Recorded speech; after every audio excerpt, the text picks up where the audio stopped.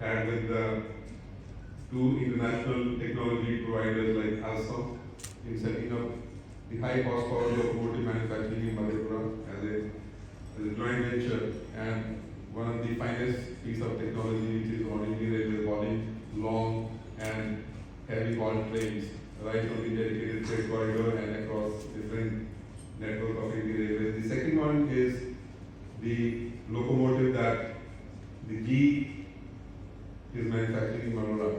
I think this shows that the intention of Indian Railways is very promising to engage with technology provider and pave a way to add more and more technologies. The other one is the task of electrification. Almost 80% of the network of Indian Railways is electrified. I think this is a great achievement. If you look at the global railways, no other railway comes to this kind of mark as the Indian Railways is. And what it means that India is moving towards a environment-friendly travel. Railway as such is already a mass carrier, whether in freight or in passengers. But when you add a clean energy and a clean technology that goes either through stainless steel or today what we heard about aluminum being the cleanest and immortal metal, I think this is going to add towards our vision. What Prime Minister Modi talked about in COP26 that India will be carbon neutral by 2075. Indian Railways is leading the way. By 2030, they want to be carbon neutral, and I think paying attention to the green technologies is very, very important. In continuation of this, the National Rail Plan 2030 for 2015, Indian Railways has already started walking the talk. We recently had a session with the minister, an interaction where he shared with the industry that Indian Railways is very serious about having a plan, which is very firm plan for the next 3 years, a kind of a commitment for 5 years and a pipeline for 10 years. I think what he said, he meant that. And today we see 5 number of big tenders for acquisition of, more than 5 tenders for the acquisition of 12,000 horsepower Bobber locomotives, 9,000 horsepower Coco locomotives. Vande Bharat in 3 different formats, 3 different technologies, 3 different designs. One very similar to what is being manufactured today.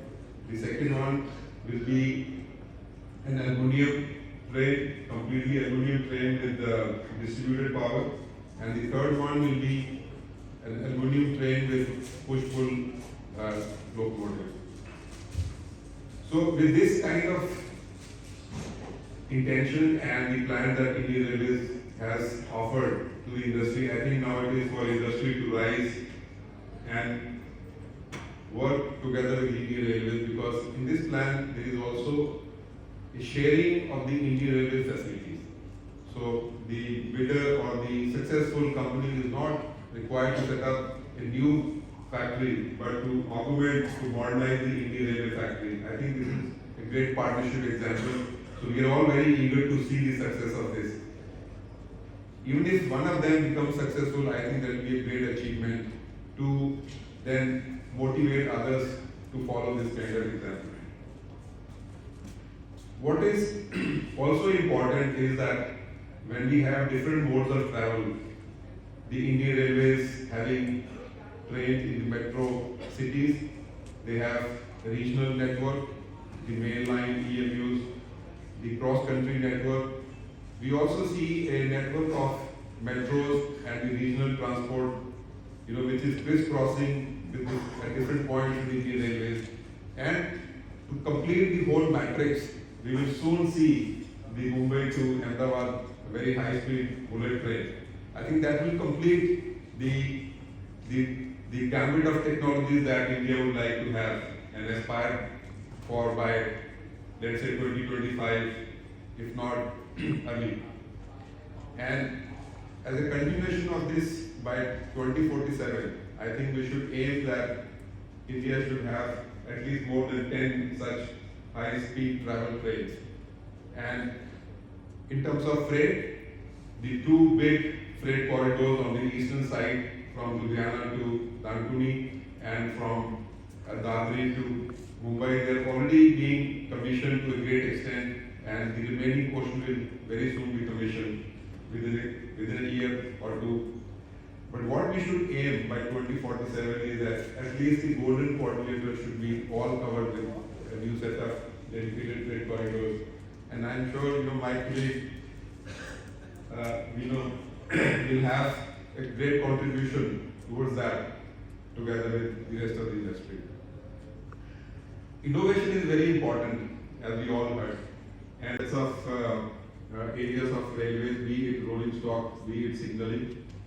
Especially the signaling, while we have been using, or Hitachi, the company I represent, has been the pioneer in bringing the electronic interlocking in modernizing the Indian railway stations. We have contributed close to 1,300 stations with the solid state interlocking and also converted the largest network between Ghaziabad and Kanpur to an automatic signaling system.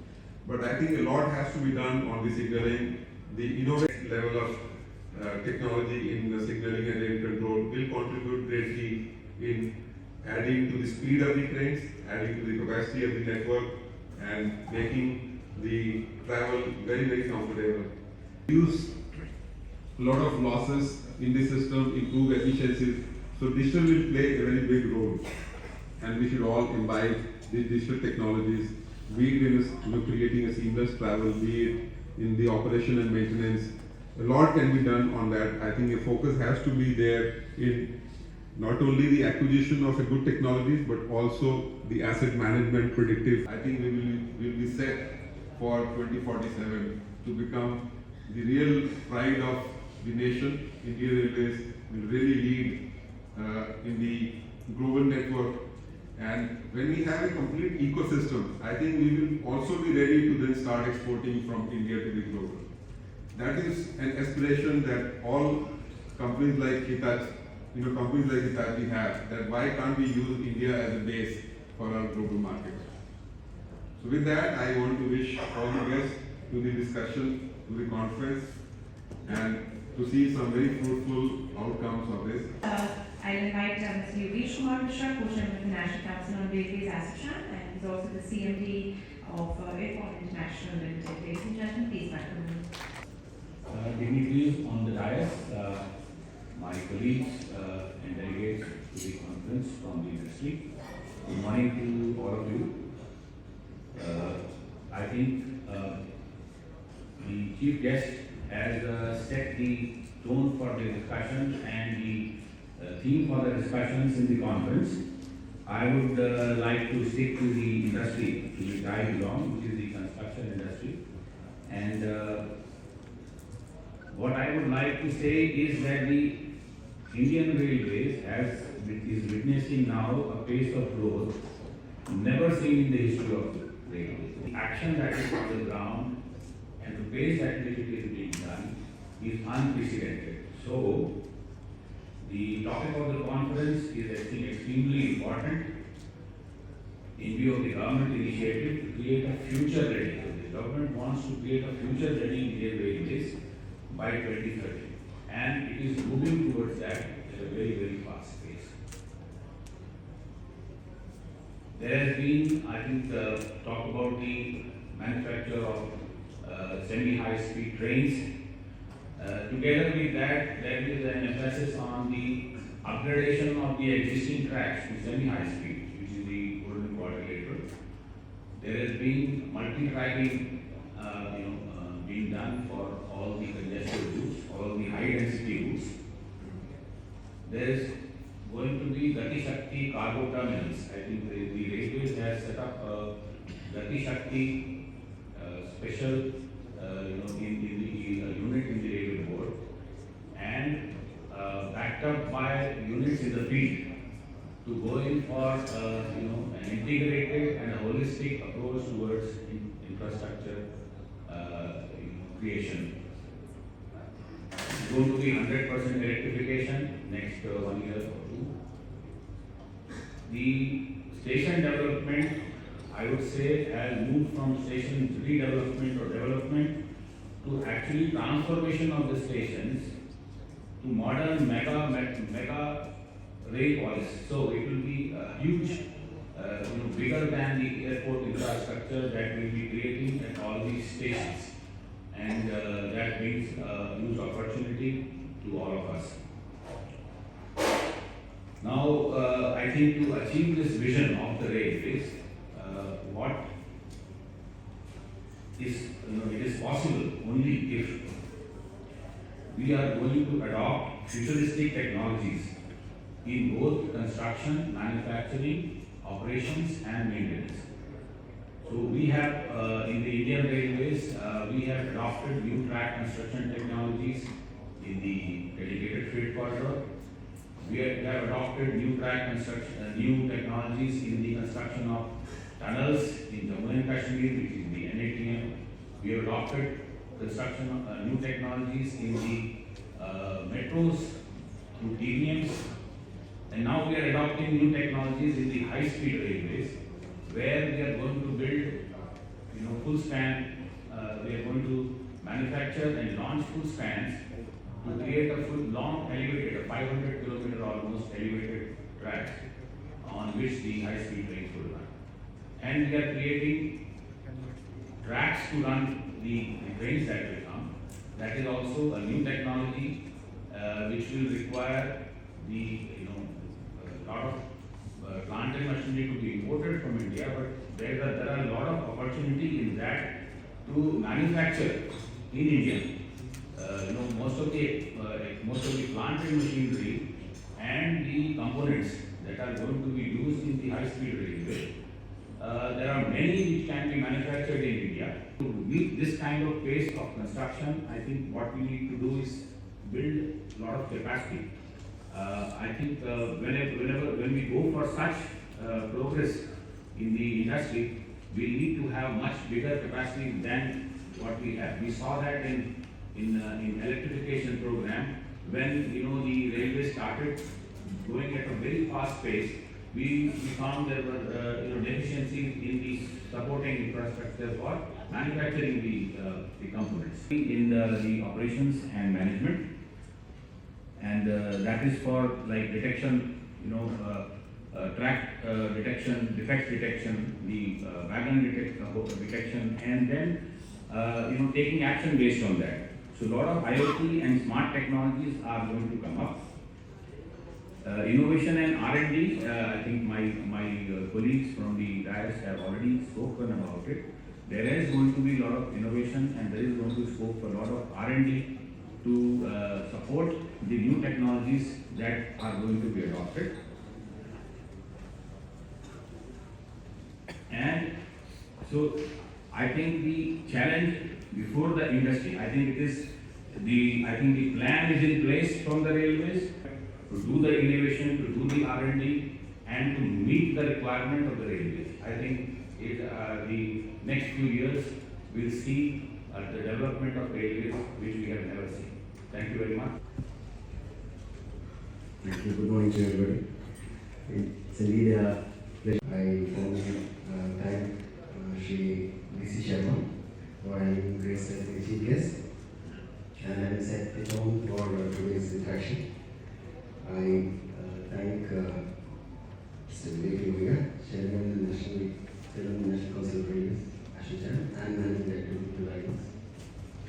I thank Mr. Alexander, Jardosh of the panel, Mr. Mangadev, Head of Hitachi, and Dr. Agarwal, Chairman National Council on Public Procurement, ASSOCHAM, and Chairman of the Engineering, and Shri Vishnu, National Co-Chairman of National Council of Railways, ASSOCHAM, and CMD for National. I thank each and everyone who attended this program, and also the intellectuals who are there. And I also thank the organizers of this event and the entire team of ASSOCHAM for having released that knowledge report also. I have some time for question and answer session. So let's make it interactive. Less of the slides, more of the points. Everyone knows everyone, and basically people can Google all the details. All are very distinguished people, veterans in the industry with long-standing, long administrative experiences. So I'll cut the chase. I'll set the narrative. Passenger trains and 9,200 freight trains daily. Railways has loaded 1420 metric ton freight during the last year, which is about 15% increase over the previous year. Railways is the fourth largest freight carrier in the world, and it is the single largest employer in India and eighth largest in the world, employing about close to 1.3 million people. There is a vision Hungry for Cargo and Catch 3000 that is being launched, so almost double up to 2027. And as you can see, all the new rolling stock tenders that have come, they are towards the freight locomotive, increasing the throughput, increasing the lines that can carry the heavy haul, and increasing the speed linked to the Mission Raftar and other initiatives. The National Rail Plan vision is to develop capacity, infra, and enhance the rail freight share ahead of the demand, and develop enough capacity by 2030. Thank you. That will cater to the growing demand up to 2050, close to 12,800 crores. There is Wi-Fi at 6,100 railway stations, solarization at 1,000 plus stations, and 2,000 kilometer network to be brought under Kavach, which is the indigenous world-class TCAS system, in the next 2 years. Tenders for 400 Vande Bharat trains are out, and 2,000 high horsepower locos with make in IR, maintain in IR. That's the key word, and that's a win-win for the industry. So lots of excitement in the industry because of that. There are 100 Gati Shakti cargo terminals for multimodal logistics to be developed in next 3 years, and for people are waiting to invest. There is a 100% FDI on the automatic route in railways, so that's another thing on the sideline. IR is executing highest ever planned expenditure of close to 25,000 crores to 256,000 crores, that is about close to $32 billion.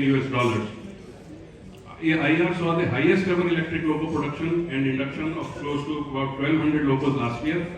The highest ever wagon single time order of 80,000 numbers in the record time, and going further, the new wagons would be introduced. Indian Railways innovation policy through participation of startups for railways has also been launched, so that will give a lot of fillip to young entrepreneurs and techpreneurs which are sitting on the left of me. World's largest pier bridge, which Mr. D.C. Sharma also talked about, is going to be a reality soon. So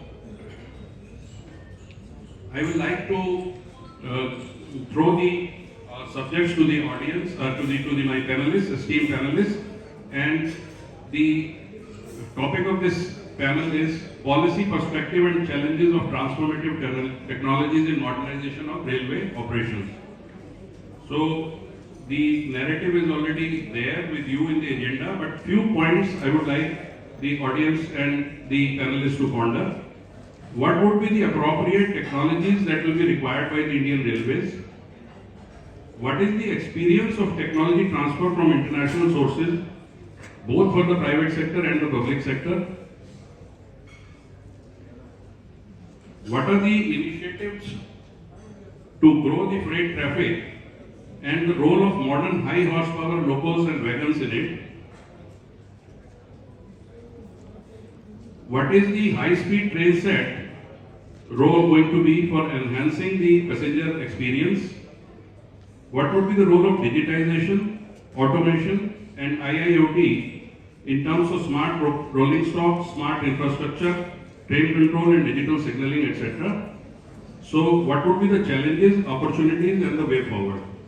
Also, I would like some of the panelists to kindly ponder over the new rolling stock tenders that have come. Is India ready for the aluminum? Is the industry having the appetite to maintain such a big amount of locomotives as the life cycle maintenance is being talked about, and so on? So with these few words, giving the rosy picture, this is certainly golden period for railway industry in India, and as all speakers have mentioned, 500 Vande Bharat trains are in the pipeline, then heavy haul locos, 9,000, 12,000, 1,000 each number. New age wagons, we will be purchasing more than 1 lakh wagons, having all the modern features. Modern ELUs, BAMUs, about 4,500 of them, and huge capex involving lakhs of crores. So everything hinges on this PPP participation. Government of India, that is the most ambitious program that India should grow with private partnership, and in railways also, in rolling stock, we are aiming a huge private participation. And recently, our Honorable PM also mentioned a new meaning to PPP. That is Paraspar Prayas. Very nice, distinct collaborative effort between government and industries, and that is the cornerstone of success of PPP. We can see the strength of government, assured purchase of rolling stock. We can provide factories, our facilities for manufacture. We can provide depots, our existing depots for maintenance, and sites for greenfield or brownfield projects. We have got trained staff, they can be provided to the industry, and we certainly provide assistance in various clearances. And private side, as we all know, technology, you can source technology from any corner of the world, world-class technology. Designs update, designs keep on becoming obsolete, so industry can help in keeping the designs updated. Effective managerial techniques, methodologies, you can source the best in the world. Capital investment, certainly, that can be provided by the industry. And efficient maintenance support. So we are going in for support of maintenance by industry. So policy enablers from government. The biggest policy enabler is Make in India. Indian industry should be able to make within the country. That is the biggest policy, personally I feel. From the rolling stock point of view in railways, we have given this new wagon design policy. So with these constraints from any government agency, including RASO, industry can design their own wagons as per the requirement of industry, and they can manufacture, supply and maintain. I will give one example. In US today, out of 15 lakh wagons they have got, 5 lakh wagons are covered hoppers. Wherever we do not have any covered hopper wagon here. So there is a great gap. Industry can find out the requirement of specific industry segments for the covered hoppers. In US they are used for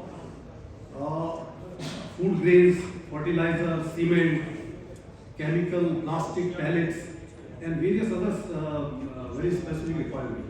So, as per this design policy, industry can design new wagons and supply.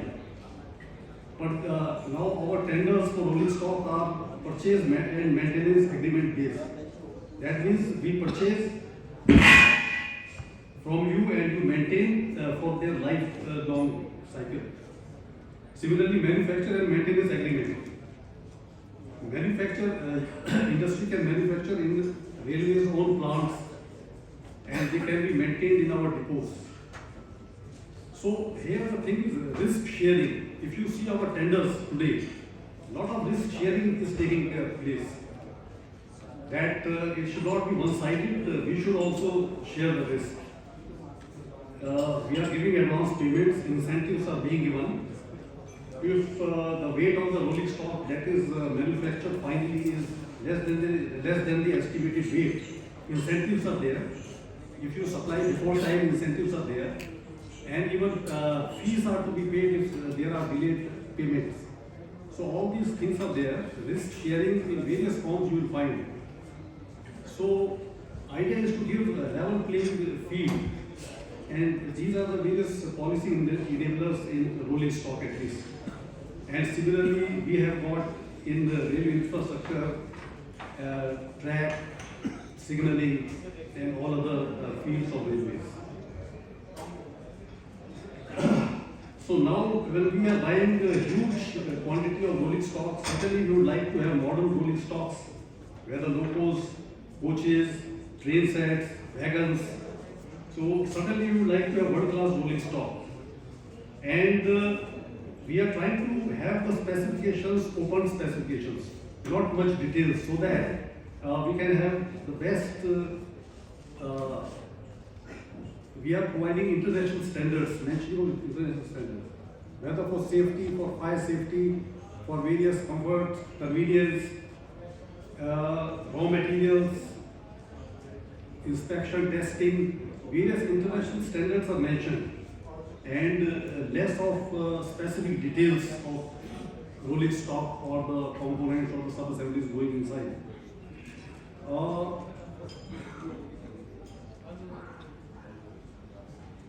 Here I will say that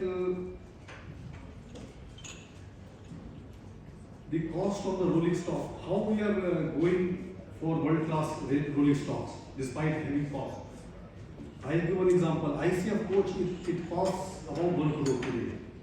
LHB coach costs about 2.5 crore.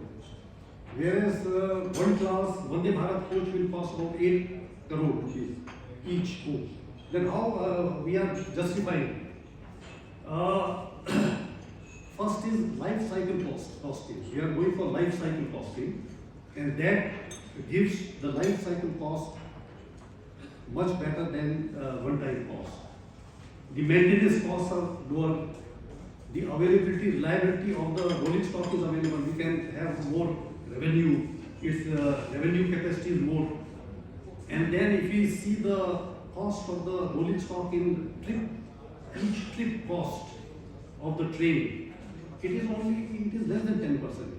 So even if we have higher cost of rolling stock, it's not going to matter much to the costing of the fare or tariff. So that's how we should have world-class wagons, world-class train sets, world-class locos. Locos will be energy efficient. The coaches will be having much more reliability, and wagons, they will be they can haul more heavy axle loads, higher speeds. So coming back to this rolling stock, we will have smart and digital rolling stocks, as all of us know.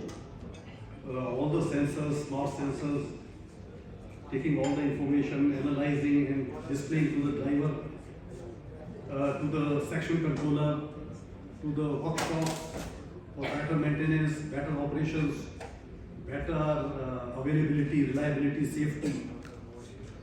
Then the rolling stocks will be modular. Very good example is we have got RMPU. Earlier it used to be such a heavy, bulky AC conditioning system. RMPU is such a modular system. And other example, modular toilets we are having. And air brake panels is a modular panel.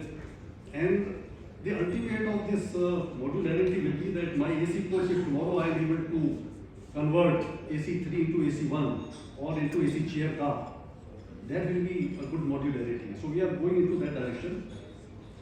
And modern rolling stocks, now we are giving this provision to industry to design, to develop, to manufacture, to supply, install, commission, test, inspect, operate and up to maintenance. Everything A to Z will be shared with the industry. So such will be our modern rolling stocks. Challenges of transformative technologies, certainly challenges are there. Mr. Alexander of Hindalco spoke about aluminum coaches, and I can share with you that in 2003 I was doing MDes from IIT Delhi, and I was doing a project on aluminum coaches, double-decker. So I had approached Mr. Gupta in Hidalgo about extrusions of aluminum, and he told that at that time they were having up to 150 mm extrusion, he was telling. But he was telling that if you require 400, 500, certainly we can give if we are called upon to make them. So much time has passed, but certainly now we can be hopeful that these aluminum coaches will come, will be made in India, and these extrusions will be, as Hidalgo has already told, that they are ready, and if they are called upon, they will immediately set up the system and they will start producing. So, but thing is, technology is totally different. The challenge is our existing systems, existing manufacturing facilities, there is nothing common. So that will be a big challenge. Open functional stacks, as I told, our stacks will be open and only functional, but then that will lead to variety of rolling stocks. So that will be a challenge for operation and maintenance. Each firm may have different type of the sub-assemblies, components may be different, and that will be a challenge for maintenance and operation.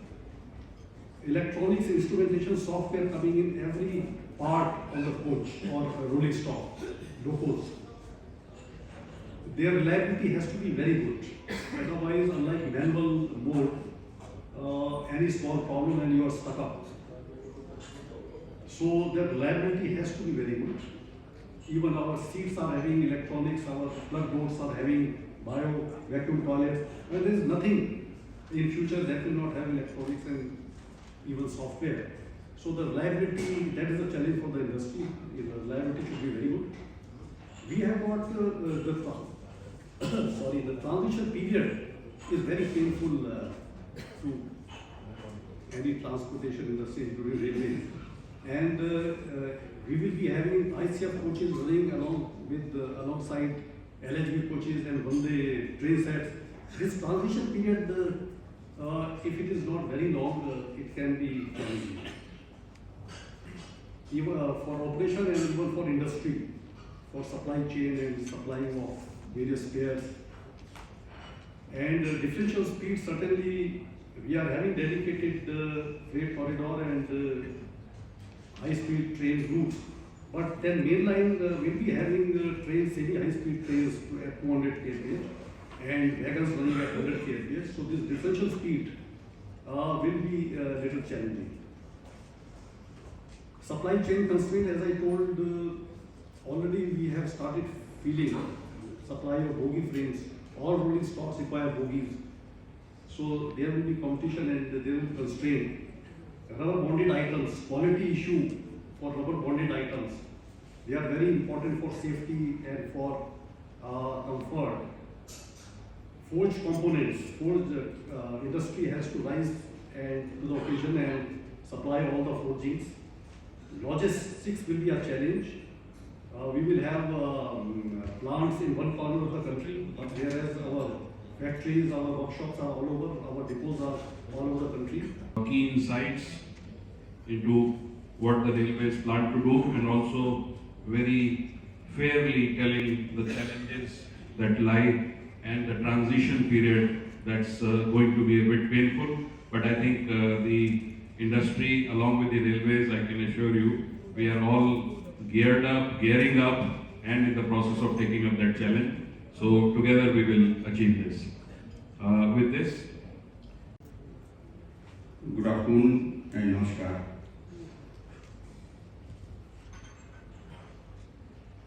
Mr. Mangla, Chairman Session, Mr. Sajal Gupta, all the dignitaries on the dais and in the audience, my colleagues, friends. Session is for the term is long, but policy, first what is policy of the session. So we have all vision, dreams, and Mr. D.C. Sharma in the inaugural session also mentioned about big achievements and my colleagues are here on the dais who have the aspiration of many innovative things to industry. So how to go? We know what is to be done, but at times we try to find out how to do. So I'll touch on that, how to do.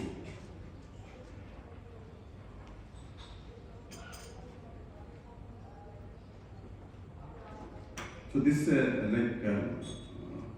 thought of saying many things, but since time is less, only 5 to 6 minutes, so I'll shortly touch on research and development, technological advancement, and related vision and mission on Indian Railways. So Indian Railways has R&D hub at RDSO. Many people know something good about RDSO and something bad also. So when we do not share our things, something wrong also goes to the public.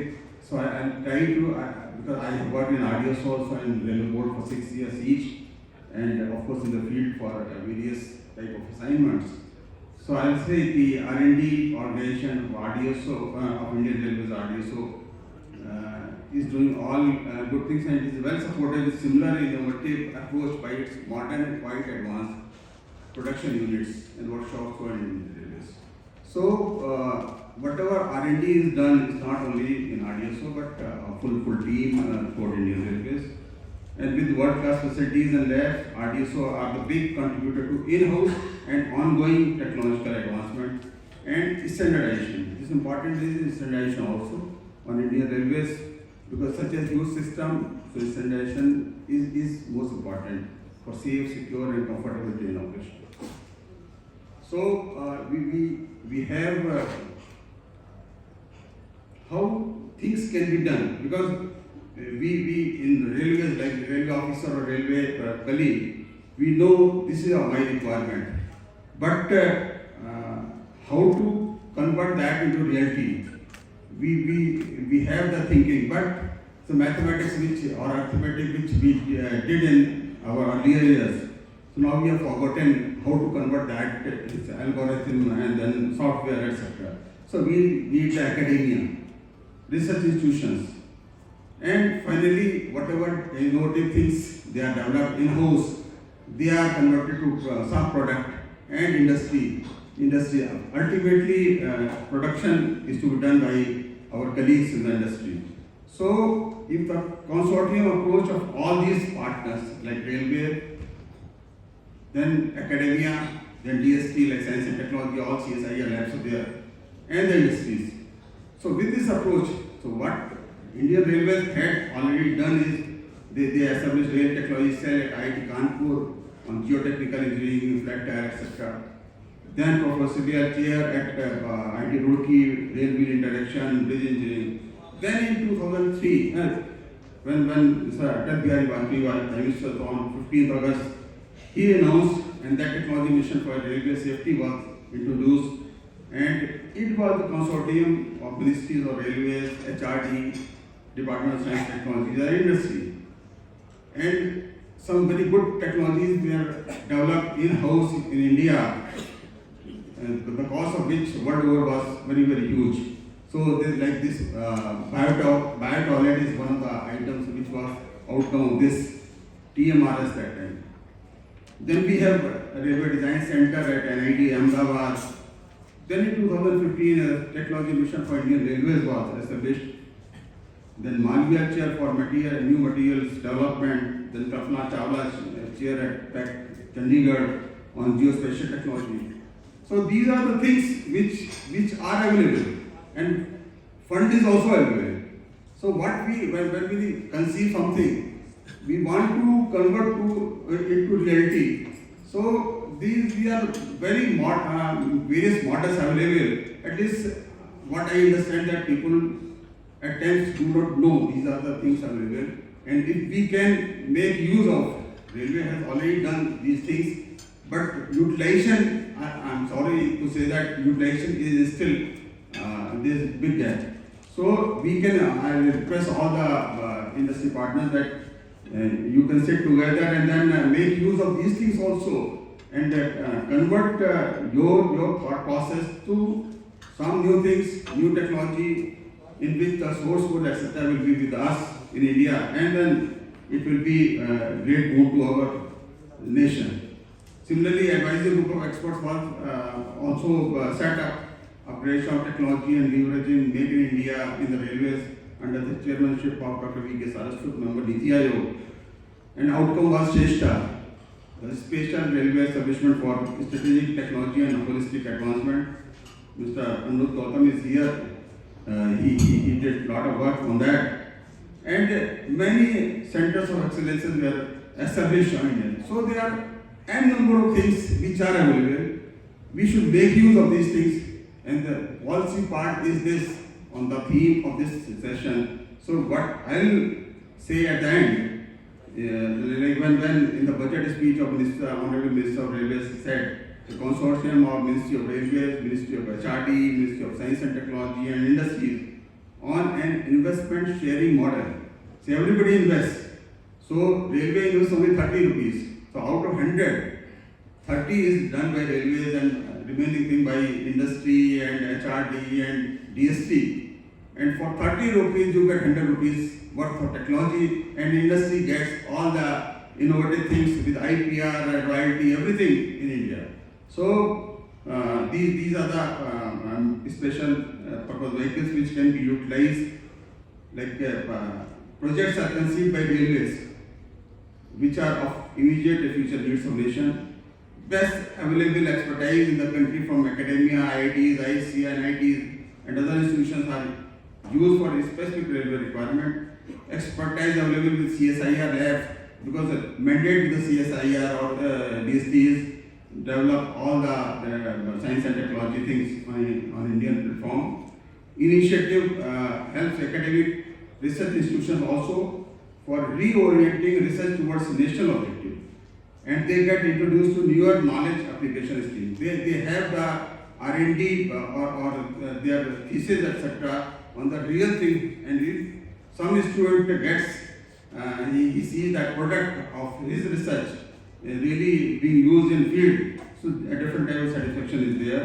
Indigenous production and manufacturing thereby helping Indian industries. Thus, indigenous technology with win-win scenario to all the consortium members, and Indian Railways gets world-class technology for most advanced, safe and comfortable train operation.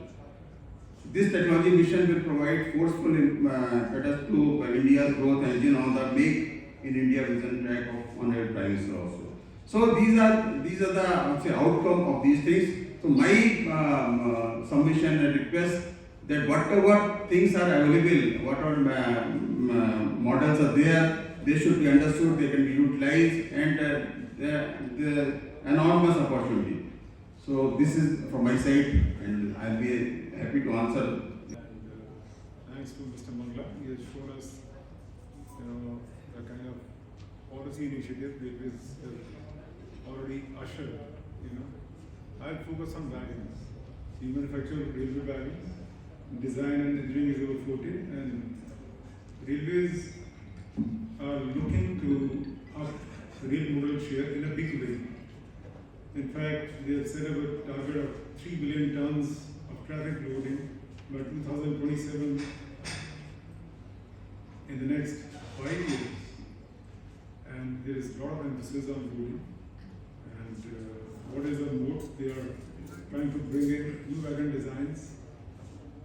And they have, to facilitate that, they have brought out a policy also. So I'll just give you some highlights of the policy. It is basically to bring in new wagon designs which incorporate the latest technological features, which are more cost efficient, increase throughput, are cost effective, and basically also help expand the commodity basket on the Indian railways.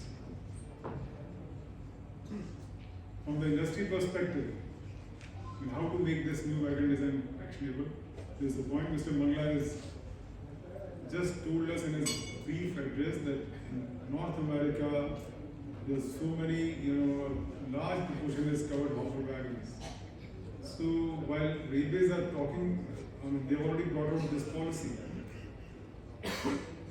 but train operators, logistics companies, they need to come forward. So the policy has to be linked with some incentives that are built in to make it attractive for the industry to invest in the new wagon designs. Already LSFTO policies in place which provides freight concessions for investments in special purpose wagons, high capacity wagons. Maybe that is the way to go. If somewhere it has to be linked. Then new wagon design policy needs to de-link modification of existing wagon design from its scope, because otherwise its impact gets diluted. It also envisages, which is a big shift, that maintenance be done by the private sector. Mr. Mangala spoke about total cost of ownership, lifetime cost. So the new wagon design policy envisages that the maintenance can also be done. That is an option by the private sector. The entity, the investor, or the designer who bring in the new design, they also maintain it. But there is a big but, because all the maintenance infrastructure presently lies with the railways, and railways have more than 300,000 wagons, of which say about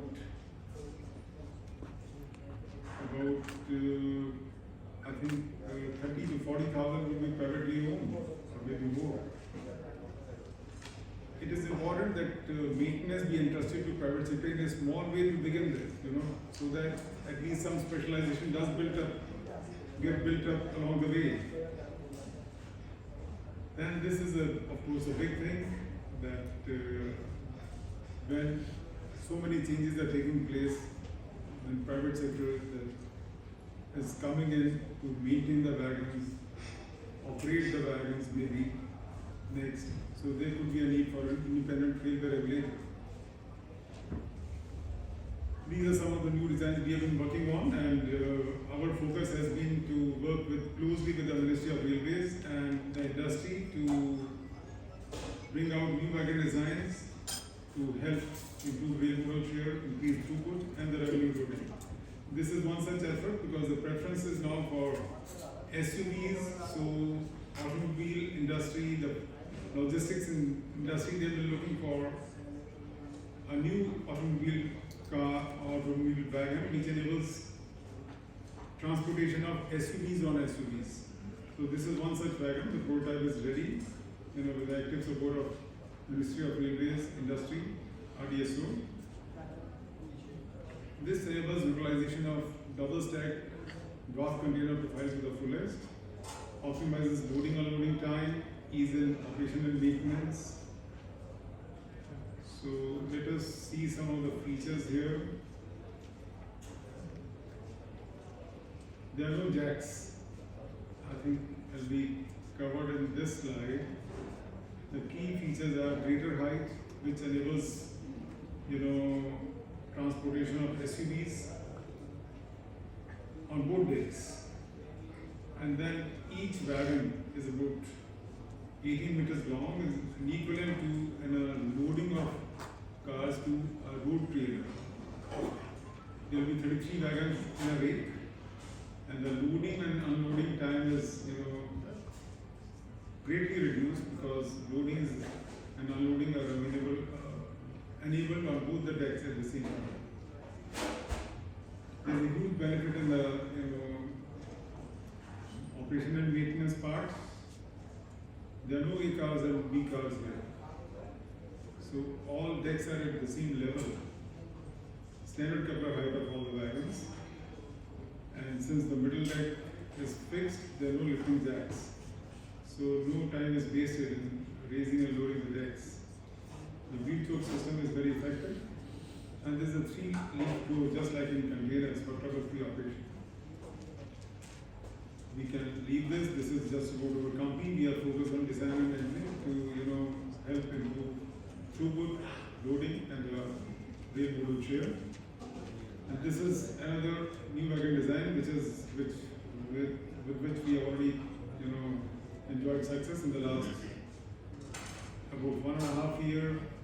15 days have already been inducted in service. This was designed jointly with RDSO, and is now in commercial service. It has unique liners which are not even available internationally. They are capable of withstanding temperatures up to 200 degrees centigrade. And this also enables lateral loading of coils, unlike the existing designs. So the loading and unloading is faster. So these are some of the measures which are doing, and of course we wish railways all the best, because finally these are very important policies which have been brought out. So new wagon design, we expect, Mr. Mangla has told us, railways is also thinking of bringing out. Chairman of the session, Mr. Mangla, moderator, Mr. Gupta, all the dignitaries on the dais and sitting in front of me. A very warm good afternoon to all of you. So the stage has already been set by Sajal saying that I'll get something very interesting, so hope it is interesting for you. We have all talked a lot about the new initiatives coming up in the rolling stock in the country. So I thought that most of our speakers would already have elaborated about it, and I think my thought was correct. So all of you are now aware of all the rolling stock initiatives that are coming in the country. And I thought, let me share some of the innovations that are happening in the rolling stock region. In some of the innovations that we also, as part of Siemens technology, would like to bring to the country, and as part of the rolling stock initiatives that are happening, whether it is locomotives or the trains. Components, so Siemens is there. We have an installed base of more than 30,000 trains. We carry, let's say, or we undertake at least 1 million passenger kilometers every single day, which are there on the Siemens trains, and we are running in 100 countries. Now coming straight away to the topic, which is global trends in rolling stock. Now, what is it that pushes these mega trends? It is the climate change. We have demographic challenges. The Earth and changes. The Earth population, we are increasing day by day. There is digitalization going on, and there is a lot of urbanization going on, which requires these changes in the mega trends. And what is it that operators today want? What is it in their perspective? Operators also like Indian Railways. So, of course, everyone is looking at minimum maintenance cost, we are looking at minimum energy consumption, life cycle cost. That is something that Indian Railways is also looking at very, very deeply now with these new tenders that have come up, which are really looking at life cycle. We are looking at maximum capacity, passenger experience, reliability, and of course now there is also specific focus on sustainability. How the products or the solutions which are brought as part of whether it is rolling stock or whether it is anything else, how they add to the sustainability index. Okay, so what does it take us further into? We have to go into energy efficient systems. We have to go into alternative propulsion systems, and I'll show you something about that, and digitalization. So when we talk of digitalization, what are we really talking about? Whether it is rolling stock or whether it is anything else on the railway industry, we are talking of availability, how a lot of data analytics that is happening on the trains, on the wayside, which can bring smart data. Again, that is something Mr. Mangla talked about, that we have locomotives which are smart, which give their information prior to a failure, which we call as a predictive maintenance, and those are the things which are coming into the market, and we are developing that very deeply. Throughput, again, a lot of technology inputs are coming in as to how can we increase the throughput, and of course in the end we have the passenger experience, passenger information system, broadband on the rolling stock. We have automated fare collections, and this is let's say what the modern train should look like, and we are already looking at getting modern trains for the country. So these are some things which will be there incorporated in the new trains, I'm sure, which are coming up, because this is what the industry desires and this is what the customer will desire. And in this case, the customer is our passenger. So the operator would want intelligent, let's say, supervision. They would also want some driver advisory systems, whereas on the solution for passengers, we will need entertainment, we will need internet on board, passenger assistance, information systems, and all this is a trend now, which will be there, I'm sure, in the new trains that are coming up. Now I would want to give you some examples from the innovations that are happening in the industry on the rolling stock. And I'm sure again some of it will be part of the solutions that are coming to India as part of the new locomotives, as part of the new train sets, and this will enhance the technology. Before coming to those innovative solutions, something which is happening, let's say, as a game changer is introduction of hydrogen and introduction of battery trains. So that is something Siemens is also deeply into. We have the hydrogen trains now running already in Europe. We have battery operated trains which are, let's say, filling in the gap where you have either the last mile connectivity, you have no catenary, or you have two electric lines which needs to be connected to each other. Some more technology trends I wanted to show you. Again, there are a lot of things happening, but let's say when we talk of digitalization, we have this concept of a digital twin. And I took digital twin is a jargon, so let me put it simply. For example, if you have a bogie, and there are a lot of parts on the bogie which are prone to failures, how we can have a wireless system wherein predictive messages can be got, and safety critical conditions which can be already flashed. So you have validation, verification of vehicle dynamics, wheel lifetime prognosis, all these things happening. And these are the new trends which are coming into the technology. Most of you would have also heard about the silicon carbide. Let's say the switching systems are now changing to silicon carbide, higher switching cycles, lower energy requirement, so which increases the efficiency. And again, I'm sure this will all be a part of the new technology that will come up in the locomotives and in the train sets. There is something very interesting which is happening on the brake side, and I've just shown you one of the examples over there. This is what we call as the air-free brake, right? So a number of pipings that are required for the air system of the brakes are being eliminated. I mean, this is in a pilot stage right now, but this is how the future will come up. And then you have an electro-hydraulic brake actuator which is there on each of either on the wheel or on the axle, where you have the axle disc brake, and then you eliminate all the air pipes in your system. A lot is also happening on the high speed. For example, we are developing trains which have, let's say, which are cheaper by 20% of the current train cost. Maintenance comes down by 30%. We have more available space. And how does that all happen? Again, I'm only giving you some examples. For example, how can you make a more streamlined vehicle roof? If you look at the vehicle roof, the designs are changing and the streamlining is coming in the vehicle roof.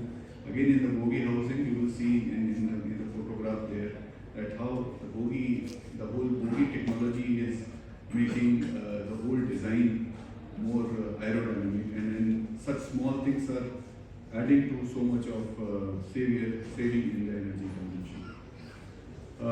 Just one example that all these technologies now we have brought in a big order that is being carried out by Siemens right now in Egypt. Most of you would have heard about it. A fully integrated turnkey system, almost 8 billion euros, wherein all the kinds of rolling stocks are coming in, whether it is rolling stock, whether it is a locomotive, whether it is high-speed trains, whether it is commuter trains, and a total of 2,000 kilometers of electrified rail network will be put in Egypt, and all the technologies that I told you about are going to be part of it. So that's what I wanted to share with you about some of the innovations that are happening. And again, repeating it maybe for the third time, that I'm very hopeful And if it is going to be Siemens, a lot of those things will come into the new locomotives and the new train sets. Thank you. Nobody in industry has thought till last year that Indian Railways will come out with such a big requirement for rolling stock, whether it is going to the train sets or the locomotives. Currently, if you see, Indian Railways are procuring the locomotives, which is approximately 300 from private sector. I take Bobo locomotive of Alstom as 2 locomotives. And also, almost like from the trains point of view, hardly any trains are bought from the train, except the Vande Bharat, which is manufactured by ICF. Though we have a manufacturing facilities of trains in the private sector and the public sector, which is Alstom, BML, and all internal, there are some capacity constraints here. And why I'm saying capacity constraints? Because the current manufacturing capacity of making the trains in the private sector is limited to about 800 cars. Whereas the Indian Railways have come out with a requirement where they will require almost 1,000 cars per year. So either the Indian industries have to set up the facilities to make 1,000 cars, or IR should come forward and offer that facilities to them. So I would really welcome the thought which IR has given. Mr. Mangla, full compliments to IR team here. They said this can be done at the IR facilities. So they have nominated 5 or 6 IR facilities where the manufacturer has to go and assemble the cars. So you don't have to make the investment by creating the capacity or doubling your capacity, but use the IR facility to make the cars there. So from the perspective of making the cars without making an investment directly by you, but through the IR is a welcome step.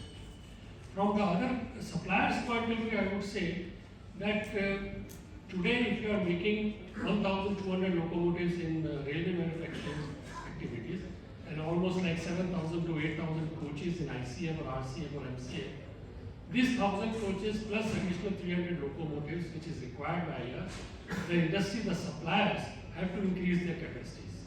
Because over the last 4-5 years, the requirement of Indian Railways also has gone up by 30 to 40%. On top of it, the additional demand of 20-30% which has come up. So the suppliers have to increase their capacities at the manufacturing side. 3 concerns which Mr. Mangla raised about the availability of material for these trains. I can assure you, Mr. Mangla, as far as the propulsion is concerned, industry is fully geared up to meet this requirement. I only see 2 areas where the concern is. One is on the wheel sets. Today, wheel sets are imported.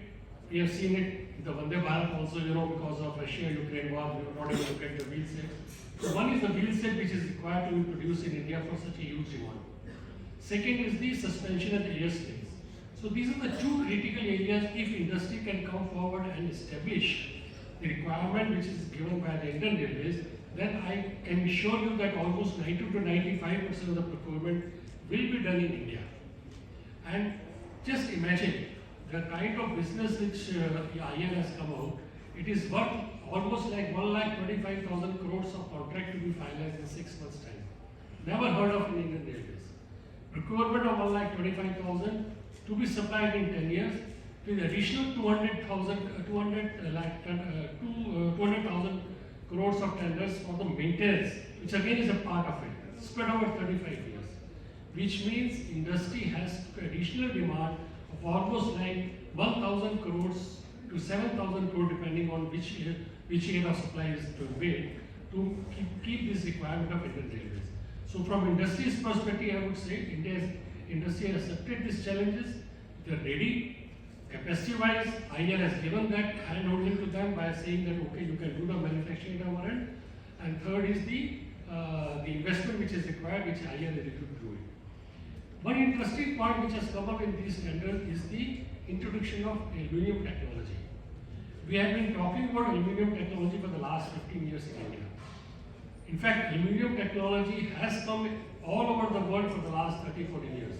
If I give you some references here, in the field of semi-high speed and high speed, majority of the trains running all over the world are aluminum. But if I see the overall requirement of coaches worldwide, almost, let me say on the country-wise, almost in 70% of trains or coaches manufactured in Japan are aluminum. Almost 80% of coaches manufactured in Europe are aluminum. Almost 90% of coaches manufactured in China are aluminum. And India, Nothing. Not even a single coach is manufactured, except now Titagarh Wagon has set up the facilities, but still they are importing the car body. So I was happy when in the morning my friend from Hon'ble mentioned they are ready to set up the facilities for making this aluminium, especially the extrusions and the car body material, which will go a long way because the requirement of 1,000 coaches per year definitely will support this kind of investment that Hon'ble is going to make. So from use of shift of stainless steel to aluminium, with the advantage of energy efficiency, higher restoration because of weight reduction, just for the number reference, car body weight in the coach is 20%. Use of aluminium in the car body as against steel will reduce the weight by almost 25%. So we are able to save the energy with the 5% reduction in the overall coach weight by almost 5 to 7% depending on what application the rail is going to run. And with the high cost of energy, aluminium is the best suited for 160 kmph and 200 kmph steel train, which IR is thinking about. So it's a welcome step. Industry is coming forward. Aluminium setup is going to be made. Only challenge in aluminium will be extrusions, because you require a huge length of extrusions. You require a special welding technology, friction stir welding technology, which they will have to set up, which will require a huge investment.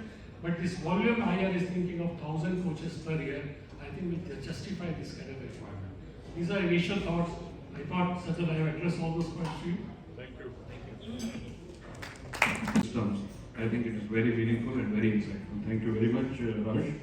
I would like to now invite another of the industry seniors, with Lalit.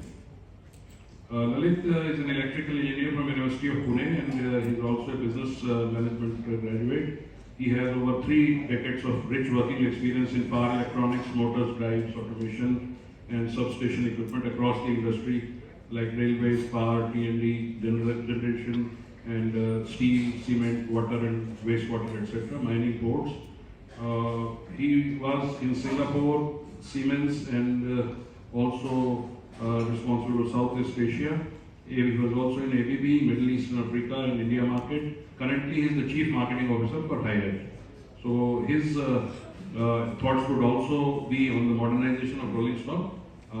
From here on, because I have just got the information, which is quite delightful, that member infrastructure will be joining shortly. So I would request all my co-panelists and the speakers to kindly restrict their talk to 5 to 6 minutes, please. Thank you so much. Over to you, Lalit. For railways as a macro level, and then I will go into the micro level. So basically, we are established in 1958, 65 years experience in the industry and more than 50 years with railways. We have been supplying a lot of electrical equipment from the substation to the rolling stock, starting from the DC rectifiers to the modern IGBT based converter systems. We have 4 manufacturing units, and we are already certified for ISO and IS as well for global standards. So this is some major credentials of our company in terms of the Indian market. Railway industry, mostly we are supplying in India, but for the industrial division, we are also exporting to more than 25 countries worldwide. Coming to the transformative technologies, which is the need of the hour to reach planned national rail plan goals. So because the freight has to increase, the passenger traffic has to increase, there is a capacity constraint which has to be addressed with higher speed rolling stock and also better permanent way infrastructure. So safety wise, we are looking at signaling and telecommunication, which will be a huge investment in new modern coverage systems, and also on the metro and RRTS, CBTC kind of signaling systems. And then all the assets which Indian Railways has to be now automatically monitored and inspected instead of using the manual way of inspection, to better utilize them, better maintain them in the future. So again, digitization and IoT will play a major part. A lot of data will be analyzed, a lot of management decisions will be made based on the data which is available. So efficiency, what we are seeing is railways has already crossed 80% of electrification of the tracks and is on target to achieve almost 100% electrification. There will be a lot of energy saving coming from that, as well as the improved rolling stock and improved energy utilization at the substation. So I will speak a little bit more in the micro level on the rolling stock improvement because I come from that background. Operational wise, privatization of train stations and rolling stock operations, that will help a lot improving the efficiency of the operations.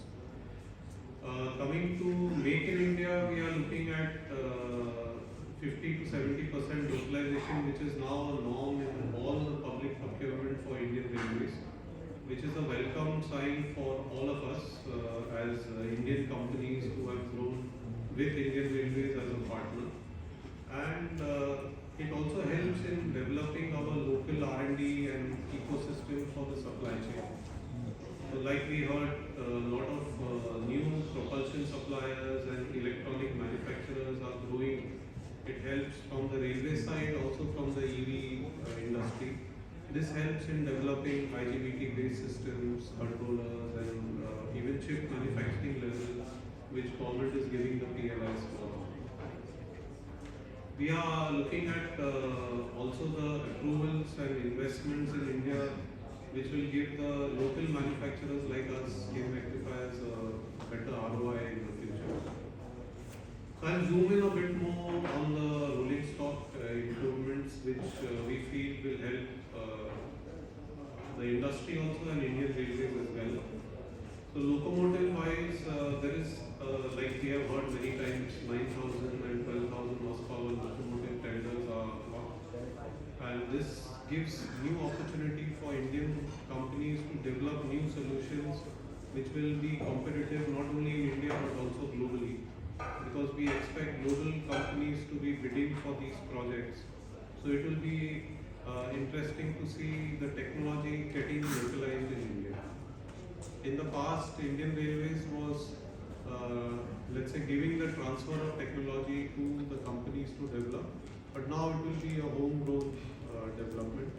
So this will be a big change. We just have a request for Indian Railways to consider the large MSME and small scale industry ecosystem which exists as a support to Indian Railways, how they will be taken care in these new dynamics coming forward. So some other interesting technology which has come up is the end of train telemetry. So this basically eliminates the guard cable. It is an electronic device fitted at the end of the train to give the location and take pipe pressure and statistics directly to the driver. So this is helping improve the efficiency and the productivity of the system. We are looking more and more on condition-based monitoring as part of operations. So also in the coaches and also in the locomotives, more smart technologies are coming up with sensors mounted on the axles, wheels, on all the motor monitoring, all the converter current monitoring, and then this data is analyzed and we can do predictive maintenance and condition-based monitoring. So coming to coaching stock for LHP coaches, Hayden is proud to be partner for supplying also the smart coaches for LHP, and we are now working on the new passenger information and coach monitoring as a complete package. So make the coach smart, integrate some sensors on the wheels and axles, and then work on the better predictive maintenance before the coach reaches the shed. The information is ready. What are the steps to be taken? What are the parts to be used to change maintain the coach? Another area is HVAC. So for modern, these Vista Dome, touristic kind of coaches, we are working on split air conditioning. So this will be helpful to reduce the load on the roof of the train and provide a better view of the outside systems. Then we have the aspiration type fire detection, which is another system which is coming up to improve the safety in the trains, in the coaches. Coming to distributed power rolling stock, we have a lot of modern methodology coming into EMUs and train sets. So a lot of HVAC and PAPIS based innovations are being introduced. Customers, travelers in the trains, they want more access to internet, more entertainment. So all these facilities will be available in the new modern train sets. Train sets will have speeds up to 200 kmph, so that will again improve the throughput for railways and give good competition for rail connectivity versus air transport. Also, car body, we have heard several times aluminium versus stainless steel, because these new tenders, they are calling for 3-4 different types of formats, either stainless steel coaches, aluminium coaches with articulated bogies with push-pull arrangement. So aluminium is one of the areas where India lacks. I would have to request you to kindly conclude. Yeah, sure. So aluminium is one of the areas, and we are happy to hear that Hindalco is taking the next. Thank you for this nice introduction. Good afternoon to all the dignitaries, all the delegates, and our chair, Mr. Mulla, also the moderator, Mr. Gupta. So here, good afternoon to all. So this is the topic, and first of all, I would just like to connect that why we are here, because we are the welding solution provider to industries, not only for rolling stock, but definitely rolling stock is one of the major. So we are the technology development stage. We have 1,300 plus patents. So these technologies are basically into different material joining process, and it is delivered through manual, mechanized, as well as robot controlled process. So it is kind of a manual and between manual and automation. So here when we talk about joining or making of rolling stocks, so here we identified few components which are basically roof, sidewall, front, rear end, chassis frame, then assembly of the catheter station and bogie. So these are the few components which are very critical and important when we rely on the high-speed rail. Then this joining of these materials poses very important role, and we are very confident while riding on the such trains. So these are some topics to connect with you about the welding, which is a technology for joining which many of us in the engineering have gone through just maybe in one semester. So here just we are using materials like steel, high-strength steel, stainless steel, aluminium, and what are the processes are various joining processes, like these are short forms of various welding technologies, MIG, MAX, CMTT. What are the few challenges we possess while we go to the shop floor level and join various welding technologies, various materials? So varying metallurgy from carbon steel to tricky stainless steel, and now moving towards aluminium, which is definitely the next the industry is looking forward. Oxide barrier layers in this aluminium, which is again a very critical part before joining, and its interplay with the welding process as well as heat input. Various material thinning, that is the low thickness, also poses a challenge for the distortion, heat conductivity, and many other process challenges. Joining of thin sheet material I mentioned. Very long weld seams. Many of the cases the weld seams are longer than 20 meter, 24 meter, because when we are talking about joining of the sidewall to the roof, then tolerances are also a big critical point. Difficult to weld positions. Sometimes welding positions are not easily accessible for the operators. Skilled manpower, which is a common national crisis, and productivity, that is the requirement or demand, and high aesthetics, which is also need of the hour for such high speed, and when we have been talking about the export.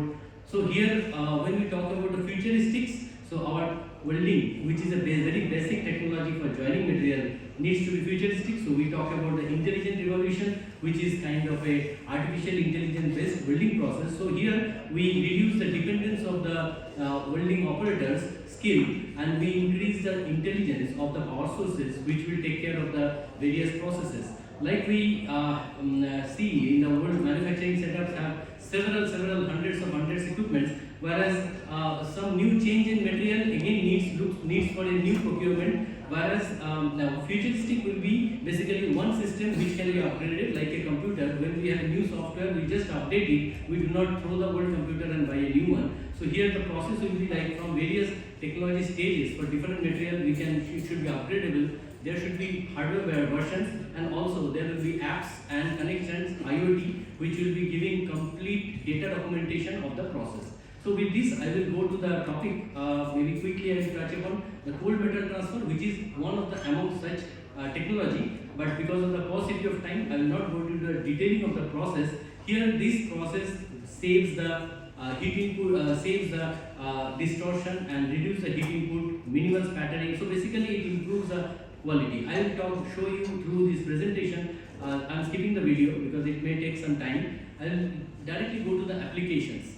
Where these kind of things can be applicable and how it can improve the rolling stock manufacturing process. So we have various materials like steel, stainless steel, aluminium. We know that every material has their own challenges and advantages and disadvantages while handling them through a hot process like welding and joining. So here I just show one picture which shows many things in this. It is basically a cathedral or assembly section for a stainless steel metro coach, where we can see that there are 4 joining lines which are normally 22 or 24 meter long. So these are stainless steel metro. Thickness of the material will be around 1.5 millimeter on the roof side, sidewall maybe 2 millimeter, and the underframe will be around 5 millimeter. So varying thicknesses, varying positions. I have shown one position which is from the top side, one position from the bottom side, which is joining the underframe to the sidewall. So these kind of things when we can do in automation. So we have this kind of technologies where we can join all these in a very short time,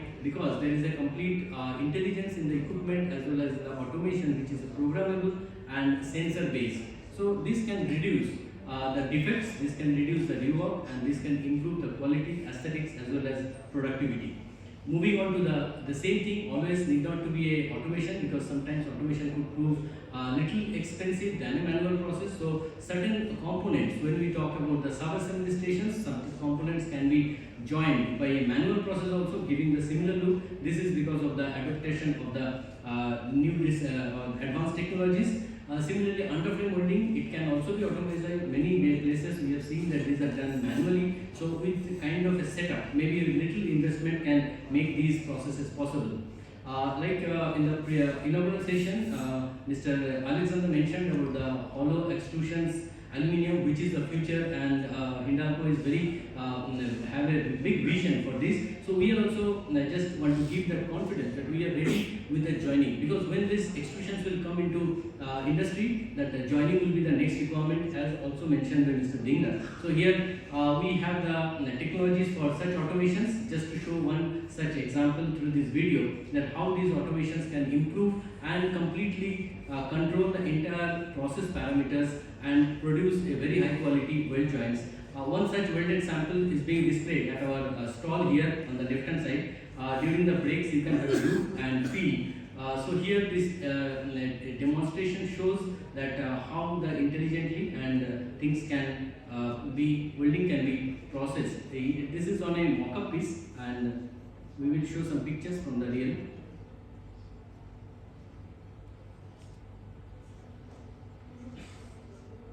So here the welding process, I have already mentioned about the cold metal transfer, which maintains the heat input as well as the required parameters to maintain this welding process in very high quality and good quality. Again, the seam tracking, so that any tolerances issues can be controlled by the equipment itself automatically. So this kind of automations we provide complete solution. So here we say that this kind of things, when come into actual manufacturing stage, we are already ready with the technology, and we would like to be partnering with all the manufacturing units for such manufacturing when we have a need for very high numbers of output. So such kind of installations will look similar like this. that there will be a complete station for the assembly and maybe 4 carriages or automation systems carrying out the welding with maybe just a operator. We don't need a welder. Here an operator can run these stations. Just, yeah, I'm done. So when we talk about a sidal panel, again twin wire dual head process, we have used this. This process can develop a welding speed of around 2 meters per minute, which is 5 times of maybe 5 to 6 times compared to other one. And last component, that is the bogie frame welding. Here also a twin process which these are already at installation in ICF and many other units which are being used in Indian Railways extensively. So these processes, when we use a double wire or twin wire method, it can increase the productivity by 100%. So this kind of technology adoption will help us in concluding the better productivity and less quality, even for wagons. So with this, I conclude my presentation or topic, that we are just not a welding supplier, it's a futuristic rolling stock manufacturing. If you are into, then we can be your partner. Thank you very much. Thank you for such wonderful, insightful presentations. What I am going to do today is to take you with me through a journey, a train journey, of course. Where just imagine you are getting into a train where you have to sit for, let's say, next 6 hours, or you have to sleep overnight for next 10 hours. How would you feel knowing the fact when you enter, you see a screen that says AQI, air quality outside, is 500, and air quality inside where you are going to stay for next 6 to 10 hours is 50 or below? Won't you feel confident? Won't there be a feeling of relaxation? Yes, the environment that I am in Indian Railways, I will be breathing fresh air.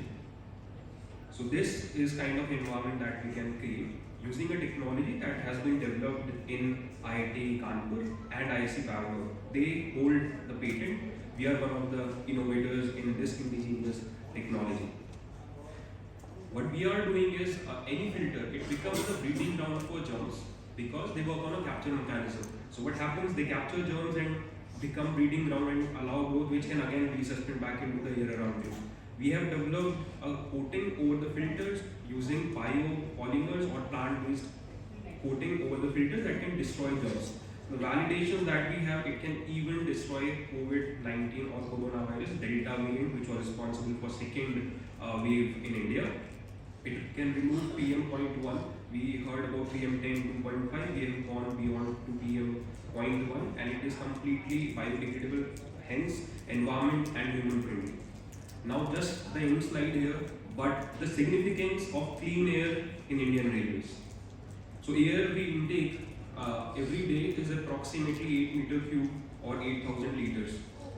Average PM in India is 120 micrograms per meter cube, and let's say clean air, we say we are providing 50 micrograms per meter cube. So the difference, that is 70 micrograms per meter cube multiplied by the air that we are intaking, gives us the dust eliminated, which might get into our system but now has been eliminated, which gives us approximately 560 micrograms per day. Now average travel time in Indian Railways per person, let's say we are taking it for now 4 hours in 1 year. I am just traveling for 4 hours in 1 year. So the dust eliminated per individual, I multiply by that, per year would be 100 micrograms.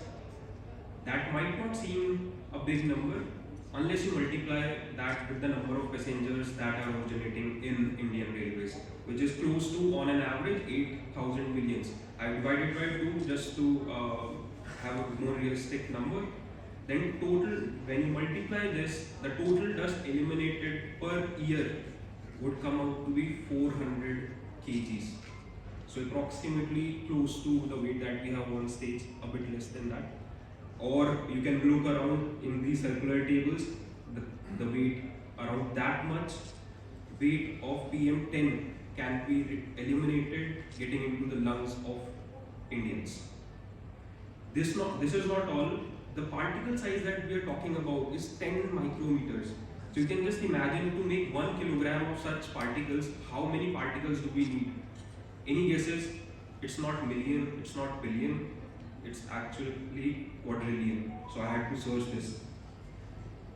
1 quadrillion particles can be eliminated per kg. So that means if we have clean air in Indian Railways, this many particles, I cannot recite it, but yes, these many particles can be eliminated from the Indian lungs. And the individual that we were talking about, 100 micrograms per year, that seems to be a very low number, but when you multiply that with the number of particles, you can conclude around 1 crore particles can be eliminated going into the individual's lungs. So Indian Railways definitely is lifeline of India, and it might be the channel to provide clean air to entire India. Thank you very much. And engineers on the audience and friends. Thank you, Mr. for inviting us and putting up a startup like me and for the very first session. Thank you. We are a startup focusing on cybersecurity. So it is a 2-year-old startup, and me and my partner, we were pursuing a master. At that time, the power plant was got attacked in the cyberspace. And following the space, if you see our digital infrastructure is, in the verge of Industry 4.0. IT and OT is continuously getting converged. And we have some case studies that if we consider Russia and Ukraine war, physically they started invading this year, but if we consider Russia, they started invading since almost like 7 years, and it is continuously attacking the cyberspace and taking control of their infrastructure in the digital space. So if we travel in train, most of the bogies, or if we say every train, is getting monitored by the internet or some kind of PLCs and SCADA device. So what are the major problems that why the gap is there? So generally when we go to the industry, they say we have air gap network, and that is not the case if we see. Some researchers have showcased that even the routers can share data by blinking its LED. Alexa can be attacked via optical sensors. And when we go to the industry or any infrastructure which is Industry 4.0 or SCADA OT based enabled infrastructure, they say we have firewall.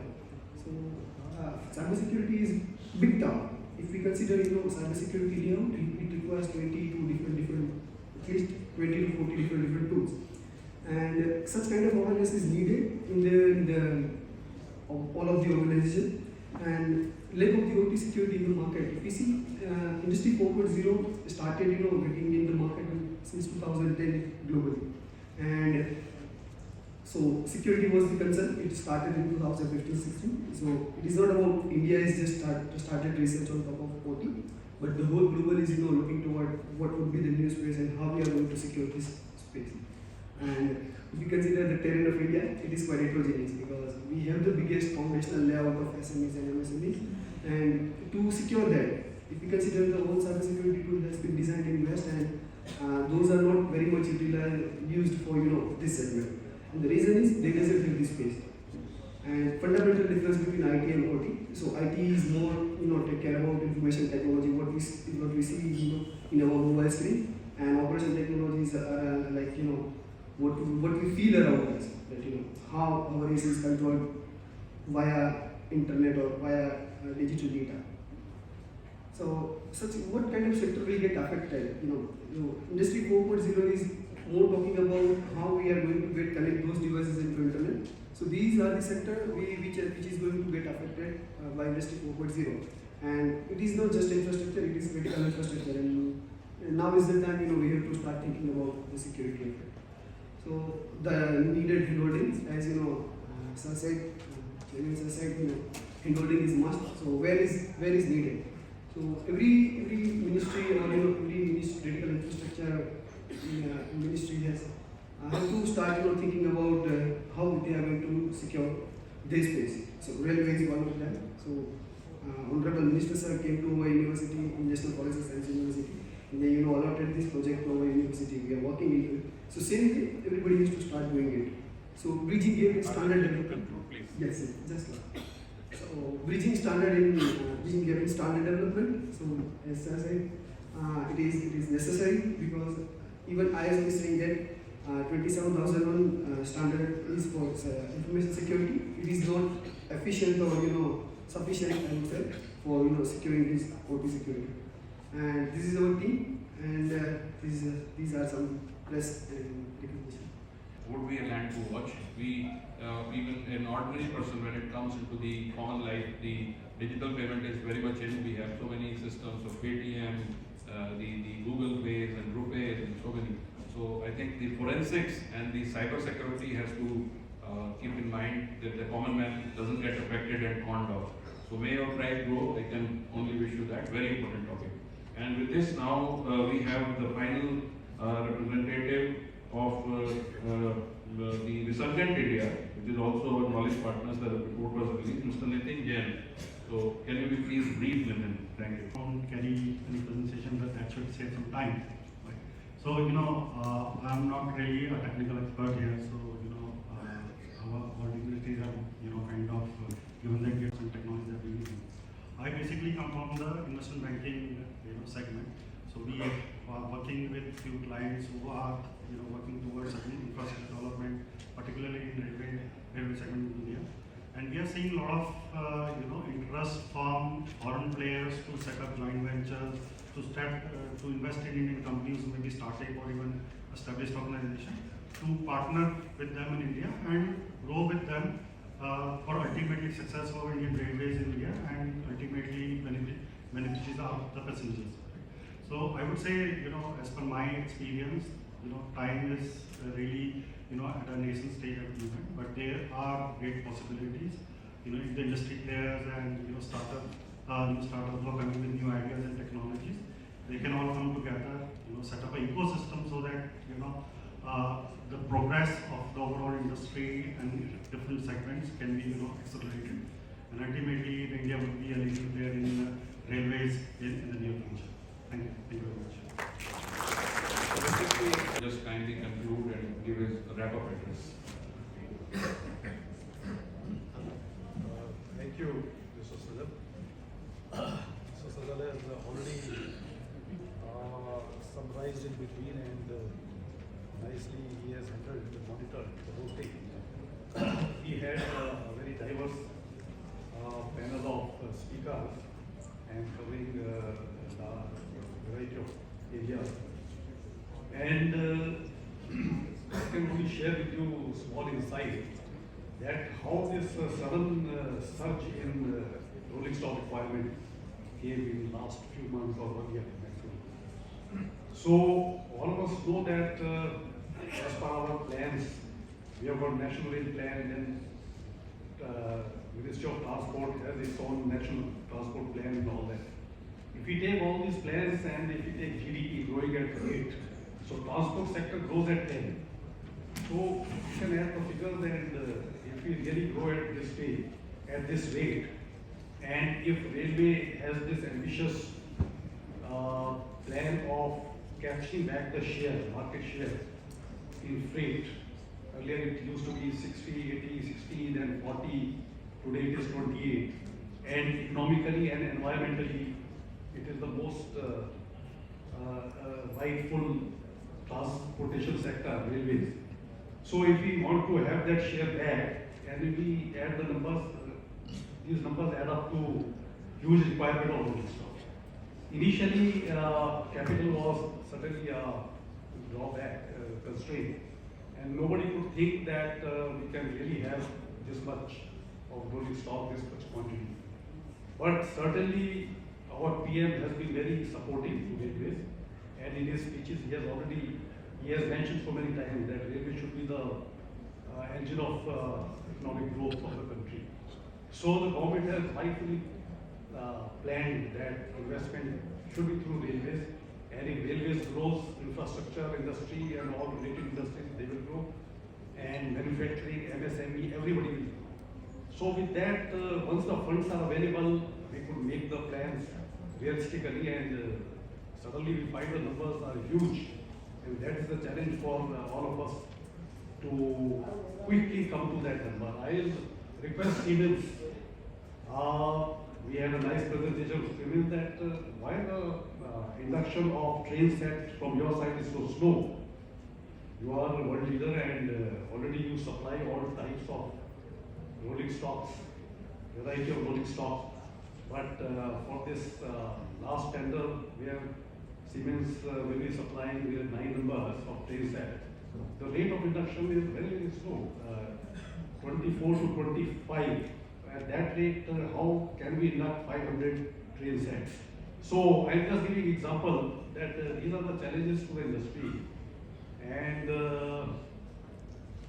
we will have to think of various ways to shorten up the various transition time, whether setting up of infrastructure, getting the best technology from sourcing from outside, and as investment sectors, all sectors are ready to cooperate. That is a very healthy sign. And certainly, we always have this example of China. If China can do within 10 years, 5 years, if they can scale up so much, so we can also do it. Certainly, we will do. And I'll just sum up. I'll thank all the speakers here. They have given their valuable inputs. And Mr. Harsh very nicely summed up the whole scenario. We'll start our next session on modernization of railway infrastructure. Once again, a very interesting panel to talk about. Today's topic is very, very interesting and concurrent also. So I feel privileged to attend today's event. I thank ASSOCHAM to invite me. Actually, railways as of now is in the transformation stage. We are looking for upgradation of tracks, upgradation of all sorts of infrastructure, rolling stock and coachings. Just to talk about the tracks or the infrastructure, as of now we are upgrading we call it golden quadrangular golden diagonal, GQGD popularly we call it.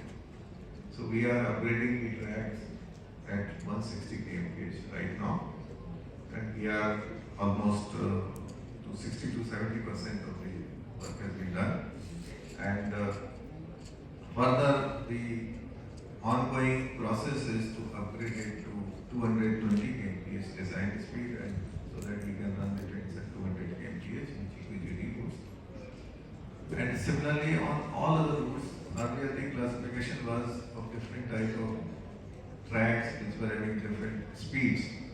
Some tracks, some non-important lines were having around 30 kmph, 40 kmph speed, even 60 kmph. So all these things have been abolished, and now we have done that all tracks infrastructure will be minimum for 110 kmph speed.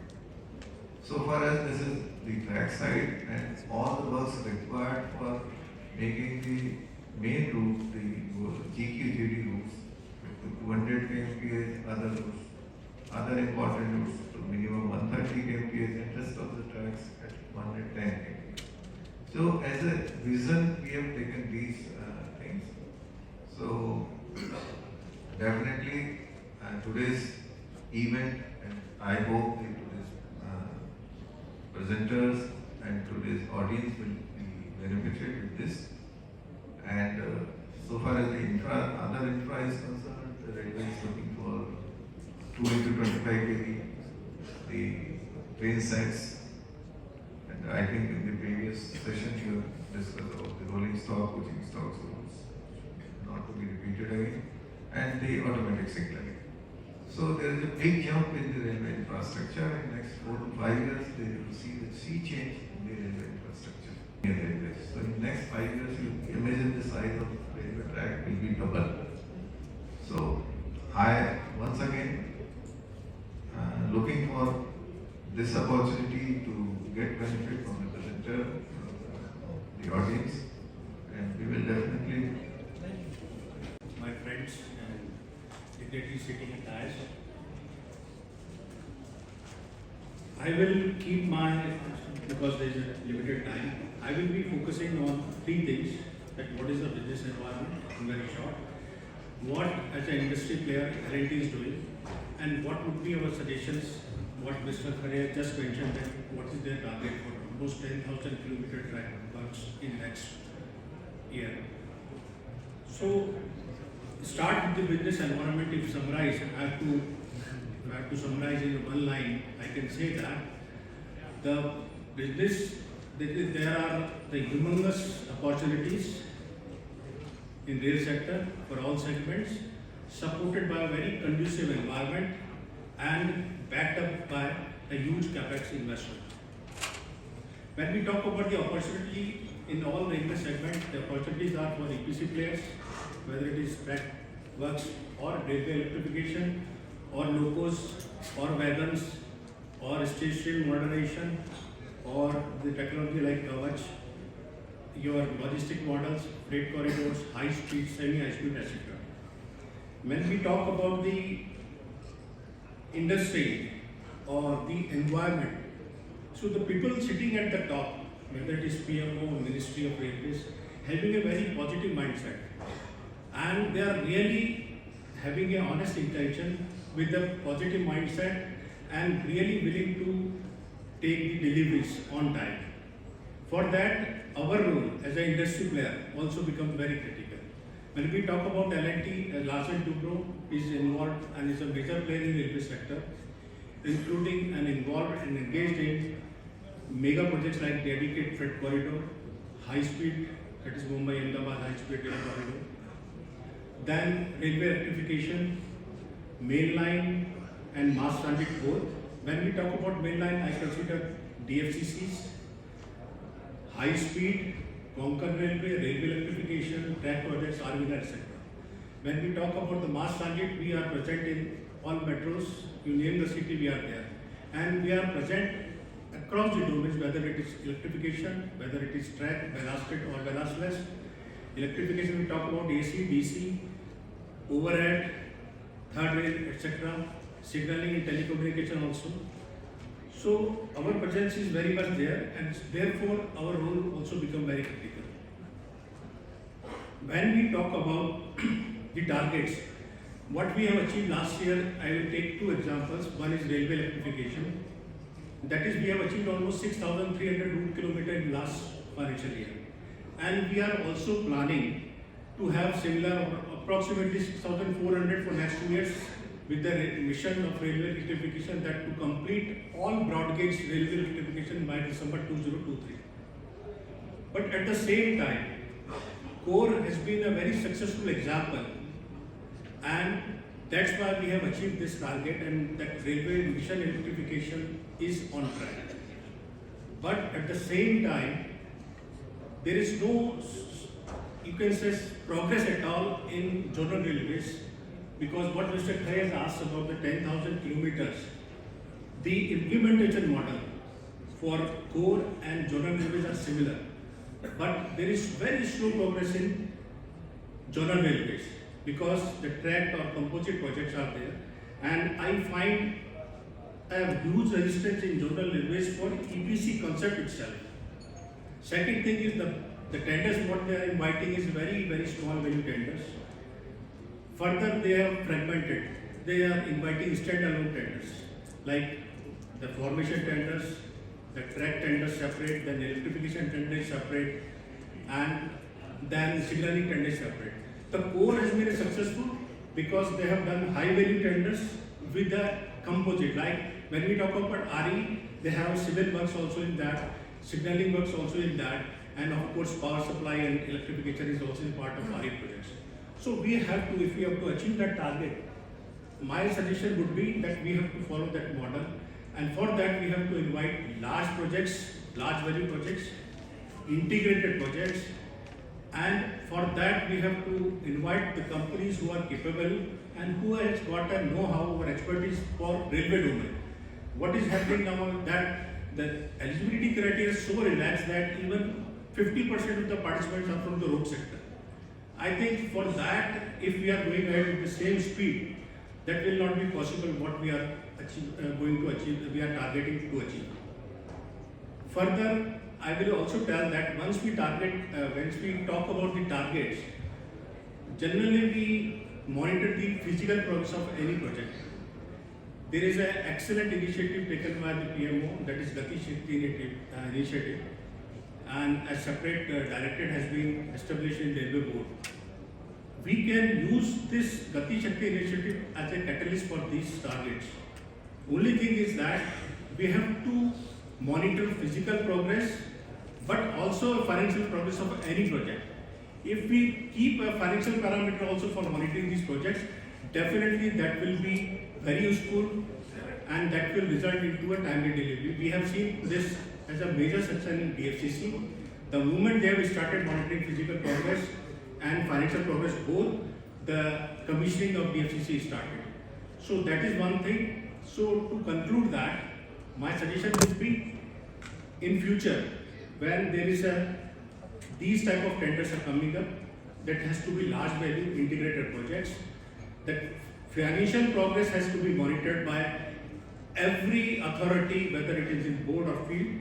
The message, it has to be conveyed clearly to the top line, from top line to down line, because then only it has to be it will be really implemented into the field and the projects will be delivered on time. For that, I think saying that the initiative taken by Railway Board or Ministry is very good, but at the same time, as an industry player, our responsibility is also very critical. So we have to also ramp up, industry also ramp up, to put our best efforts to meet out the targets, to be on the same page with the railway or government initiatives. Thank you. Thank you, Ramesh, and a very good afternoon to all of you. I'm sure you all are eagerly waiting, for this session to end, so that you can have lunch. And India at 2030, I'm sure my thoughts will be centered on that. India 2030, among several pillars, democracy, how it will be, how the social security system will be, health and medicine and all. One of the most important pillars is technology. And through the radical transformative policies of the Government of India for the railway sector, and apart from railway sector, it's the defense sector as well.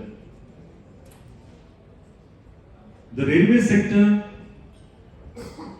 is driven by the three pillars of going forward in the next decade and years to come after that. The three pillars are the freight, second is policy, and third is the passenger. When we talk about freight,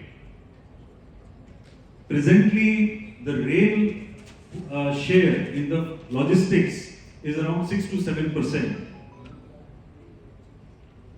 The effort and the policies of railways is to increase it initially to 30% and then to 45% over the next few years. And some of the initiatives in this regard are increasing the speed of freight transportation, revamping the freight, the way freight is moved across railways, creation of dedicated freight corridors,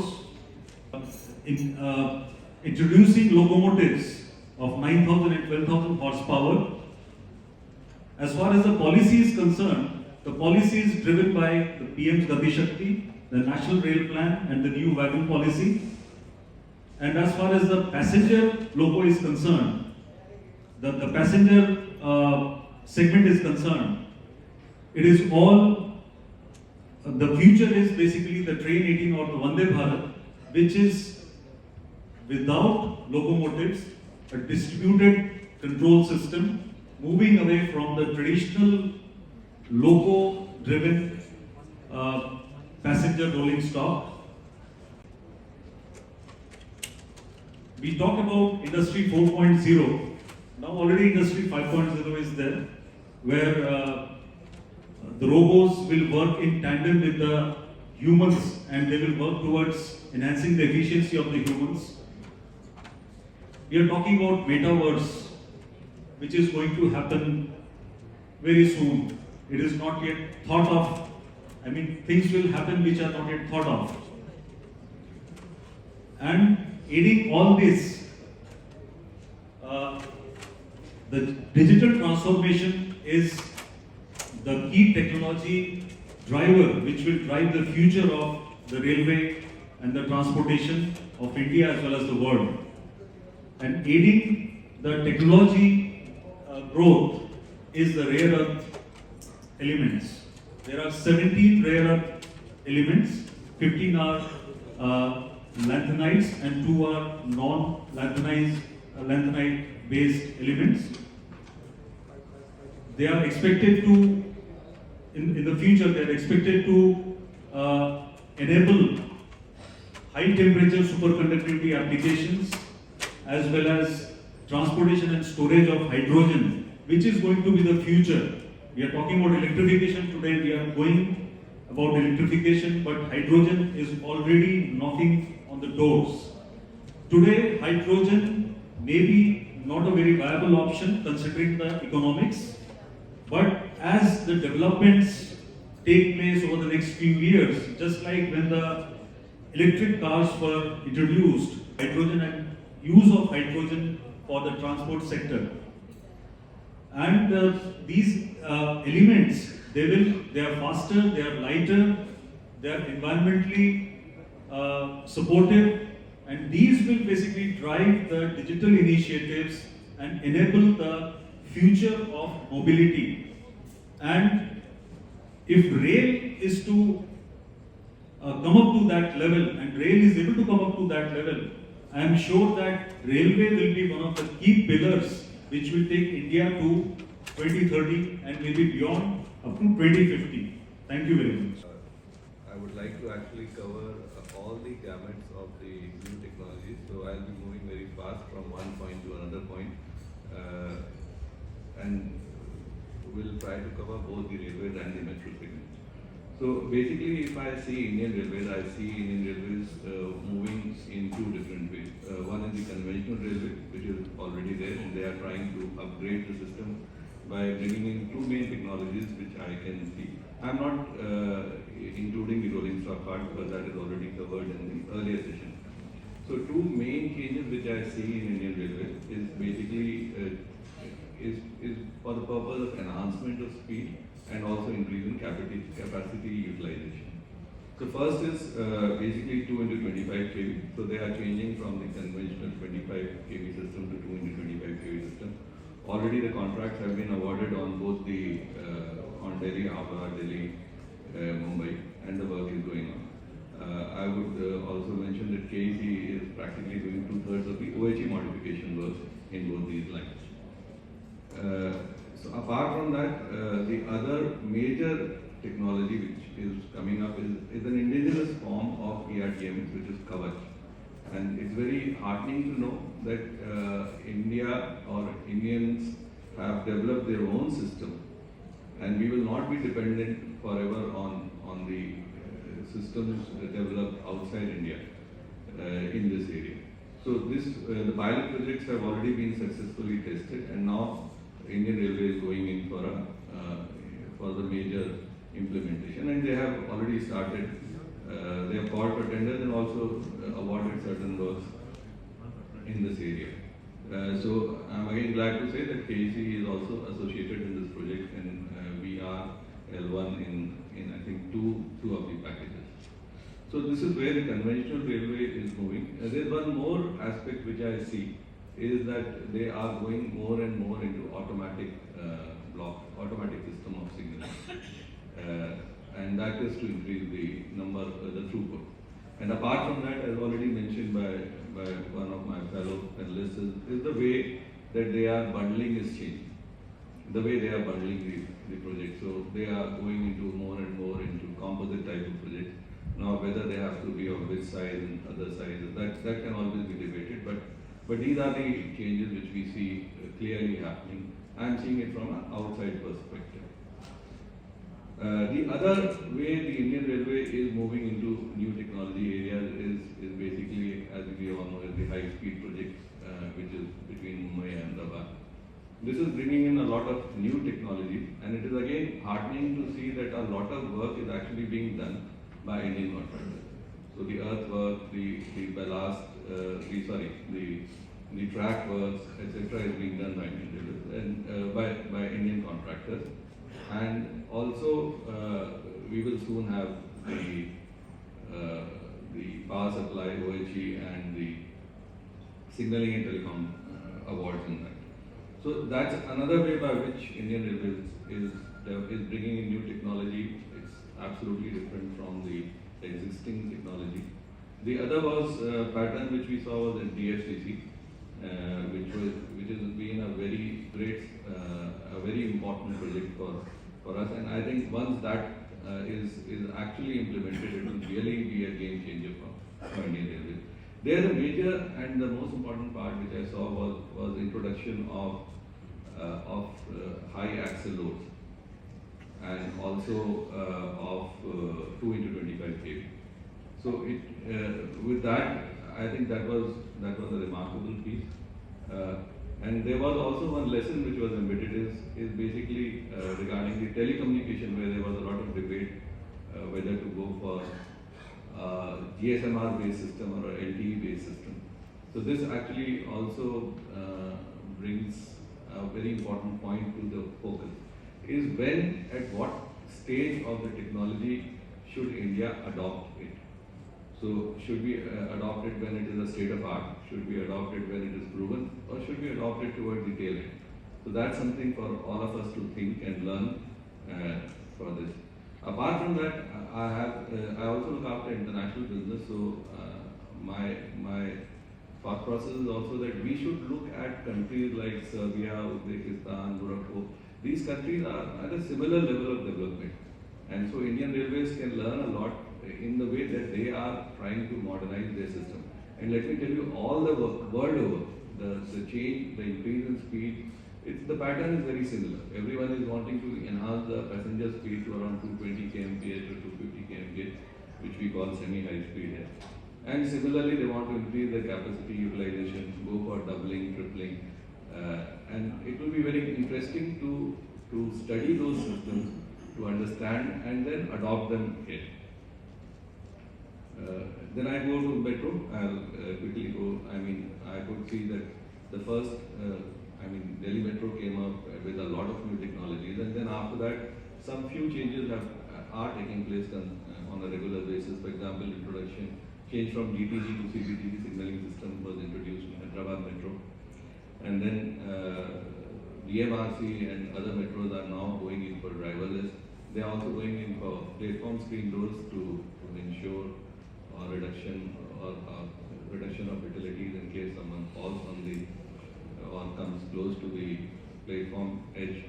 And similarly, there is a new drive which has happened, is to connect the AFC system with the new kind of payment system, which is payment ecosystem, and it has become a very interesting feature. It requires to be further improved because it is still not a very seamless and a very passenger friendly as we had as it was earlier envisaged, but it's work in progress. So here also, things are moving fast, and KEC also has moved into metro sector about 2.5-3 years ago, and now we have won various tenders, and we are executing a lot of projects both in OHE, power supply, SCADA, and we have also started working on viaducts, and also are doing the ballast segment. So that's all from my side. And I'm going to take 5 minutes, and I'm making it sure this 5 minutes you'll forget your hunger. So please give me this 5 minutes, and I'll start my presentation. So good afternoon, everyone. Good afternoon, the dignitaries and all the delegates, ladies and gentlemen. My name is Nitin Manot, and I'm the managing director of a company called Technocrats Kohler Infrastructure Private Limited. It's a German collaborated company which is in the arm of Technocrats Security System Private Limited, which is a 37-year-old company. So what I'm going to do is, in the railways, actually we are going to enhance your lifestyles. And how I'm going to do that is with the redevelopment of railway stations which is upcoming. Then there is a modernization of rolling stocks and with platform screen doors which sir I just mentioned, and of course reducing noise pollution with a German collaborative company. So before I start, let me make it a little interesting. Everything you start in life needs to have some story, and that story I have.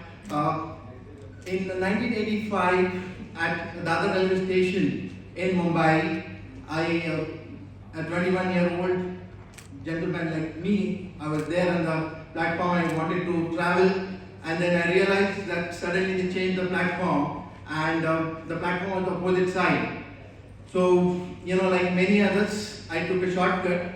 I jumped on the platform down and wanted to cross and go other side.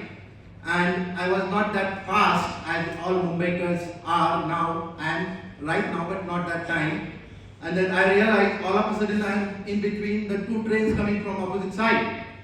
And I realized if I don't lie down, I will not survive. And that's what I had to do. I just lied down on the track and I saw just little and found that trains are passing through. And then I just thought, yes, I've survived. So that given me a kind of inclination that we need to actually have secure platforms, and to do that it took a lot of time, which is what I'm talking about platform screen doors, which now we have started. So now I'm starting my presentation. Next slide. As I mentioned about collaboration with Collaborative Germany, and I'll talk about some of the milestones in starting this company in 1986.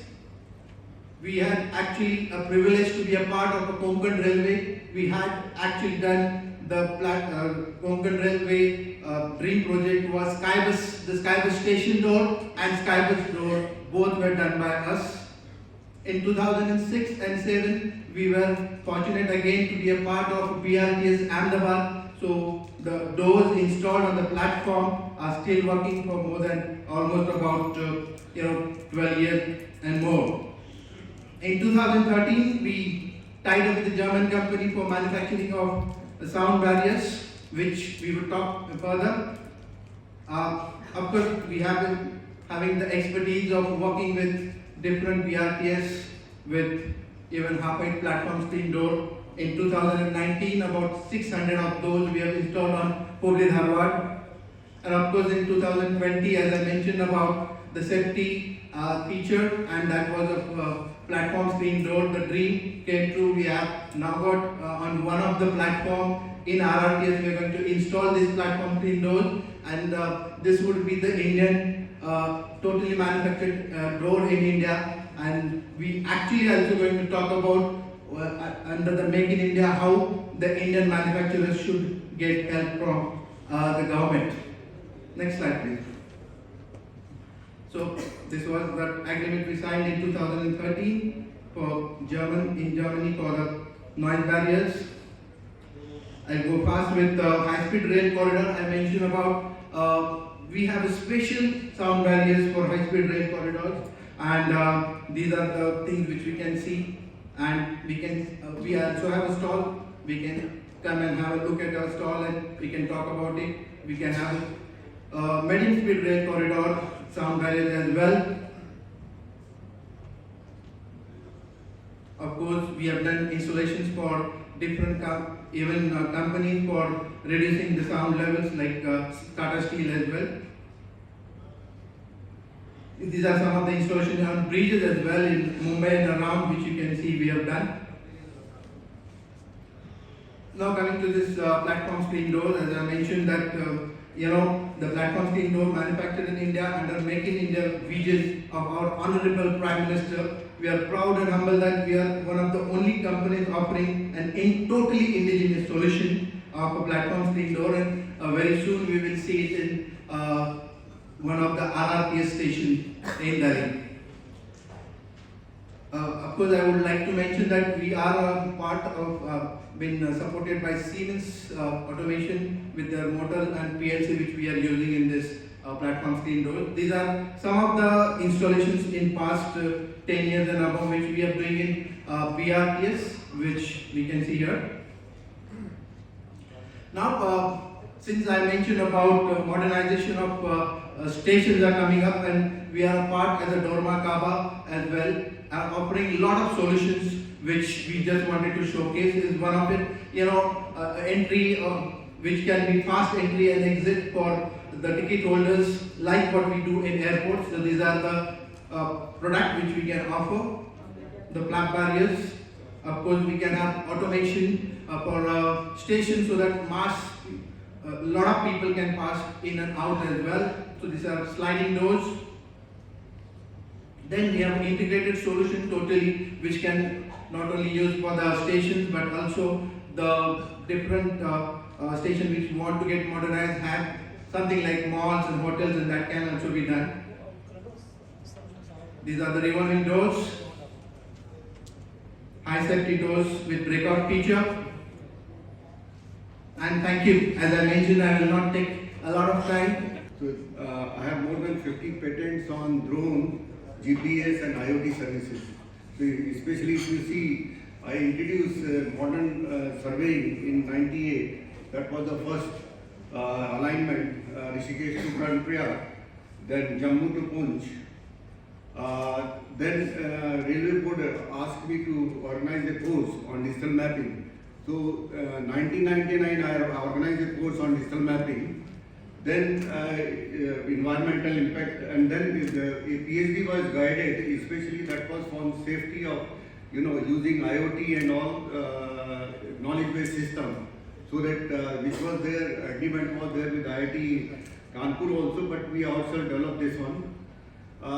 This you will see the latest, because I will not be going detail. I have many slides, but final product, especially for modernization of platform, you will see this is the technology whereby LiDAR, this is not point cloud, it is surface which is generated for Roorkee platform. You can see there is no one, because while preparing the surface that was done, and this is available in AutoCAD, so you can do all the planning on this.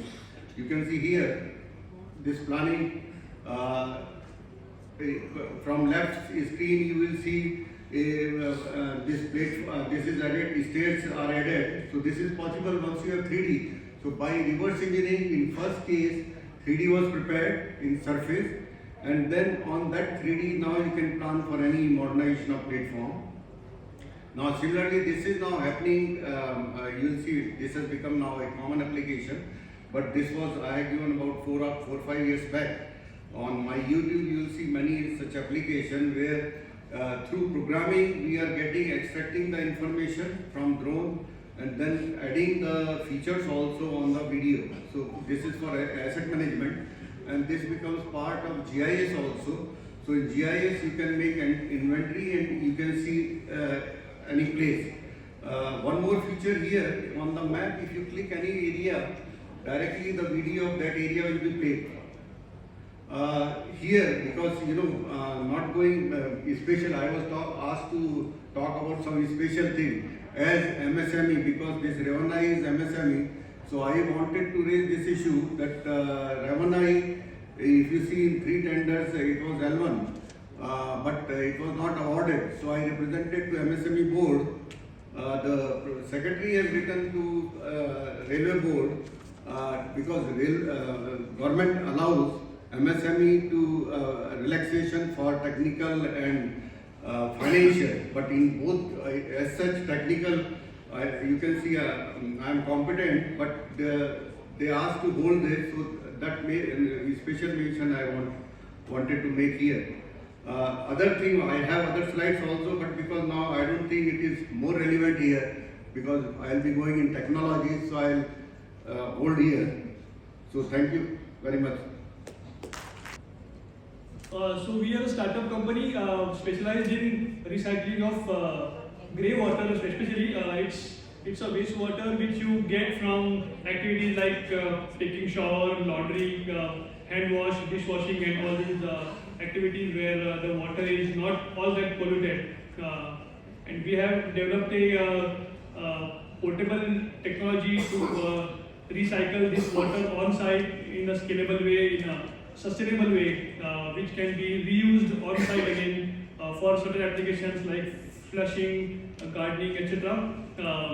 So again, this is a patented product which we have developed with the help of IIT Kanpur, and as you can see, this is very well suited for a community bathroom or any public facility where a lot of people are using water for bath, and the same facility also has toilets and urinals which also need water. So rather than wasting water or fresh water on toilets and urinals, we should use this kind of technology. We have already completed more than 20 projects across the entire the country in parts of like Coimbatore, Kanpur, Gorakhpur, smart toilet, etc. So we believe we have enough expertise to make a difference when it comes to recycling of water. So what we propose here is a solution for railway stations, so that to ensure availability of water at railway stations. All the water from railway stations, like laundry, shower bath, washing of plates in canteens, wastewater from the drinking taps, all of that. Can you please slow down? Yeah, all of this water can be collected in our on-site solution, and the same water can be filtered, cleaned, disinfected, and recycled for purposes like flushing of the toilets on the same railway station, washing of platforms and lobbies. I believe that it takes a lot of fresh water to clean the platforms. We all have seen drastic improvement in the cleanliness of our stations over the last few years, and if this were to continue, we require a significant amount of water. So for example, I did a study on Pune railway station, which has a footfall of approximately 75,000 people a day, and it requires around 1 lakh liters of water just to clean the premises and the yards. So with the help of our solution, the railways can save a lot of fresh water, which can be reused for the different other features, and also in rural areas, railways need to depend on tankers and borewell water. Again, if we recycle our own water in the same site, this dependency can also go down. So which is why we believe in the railway station infrastructure modernization plan, we can play a huge role in reusing water, which is a key resource for this country. Thank you.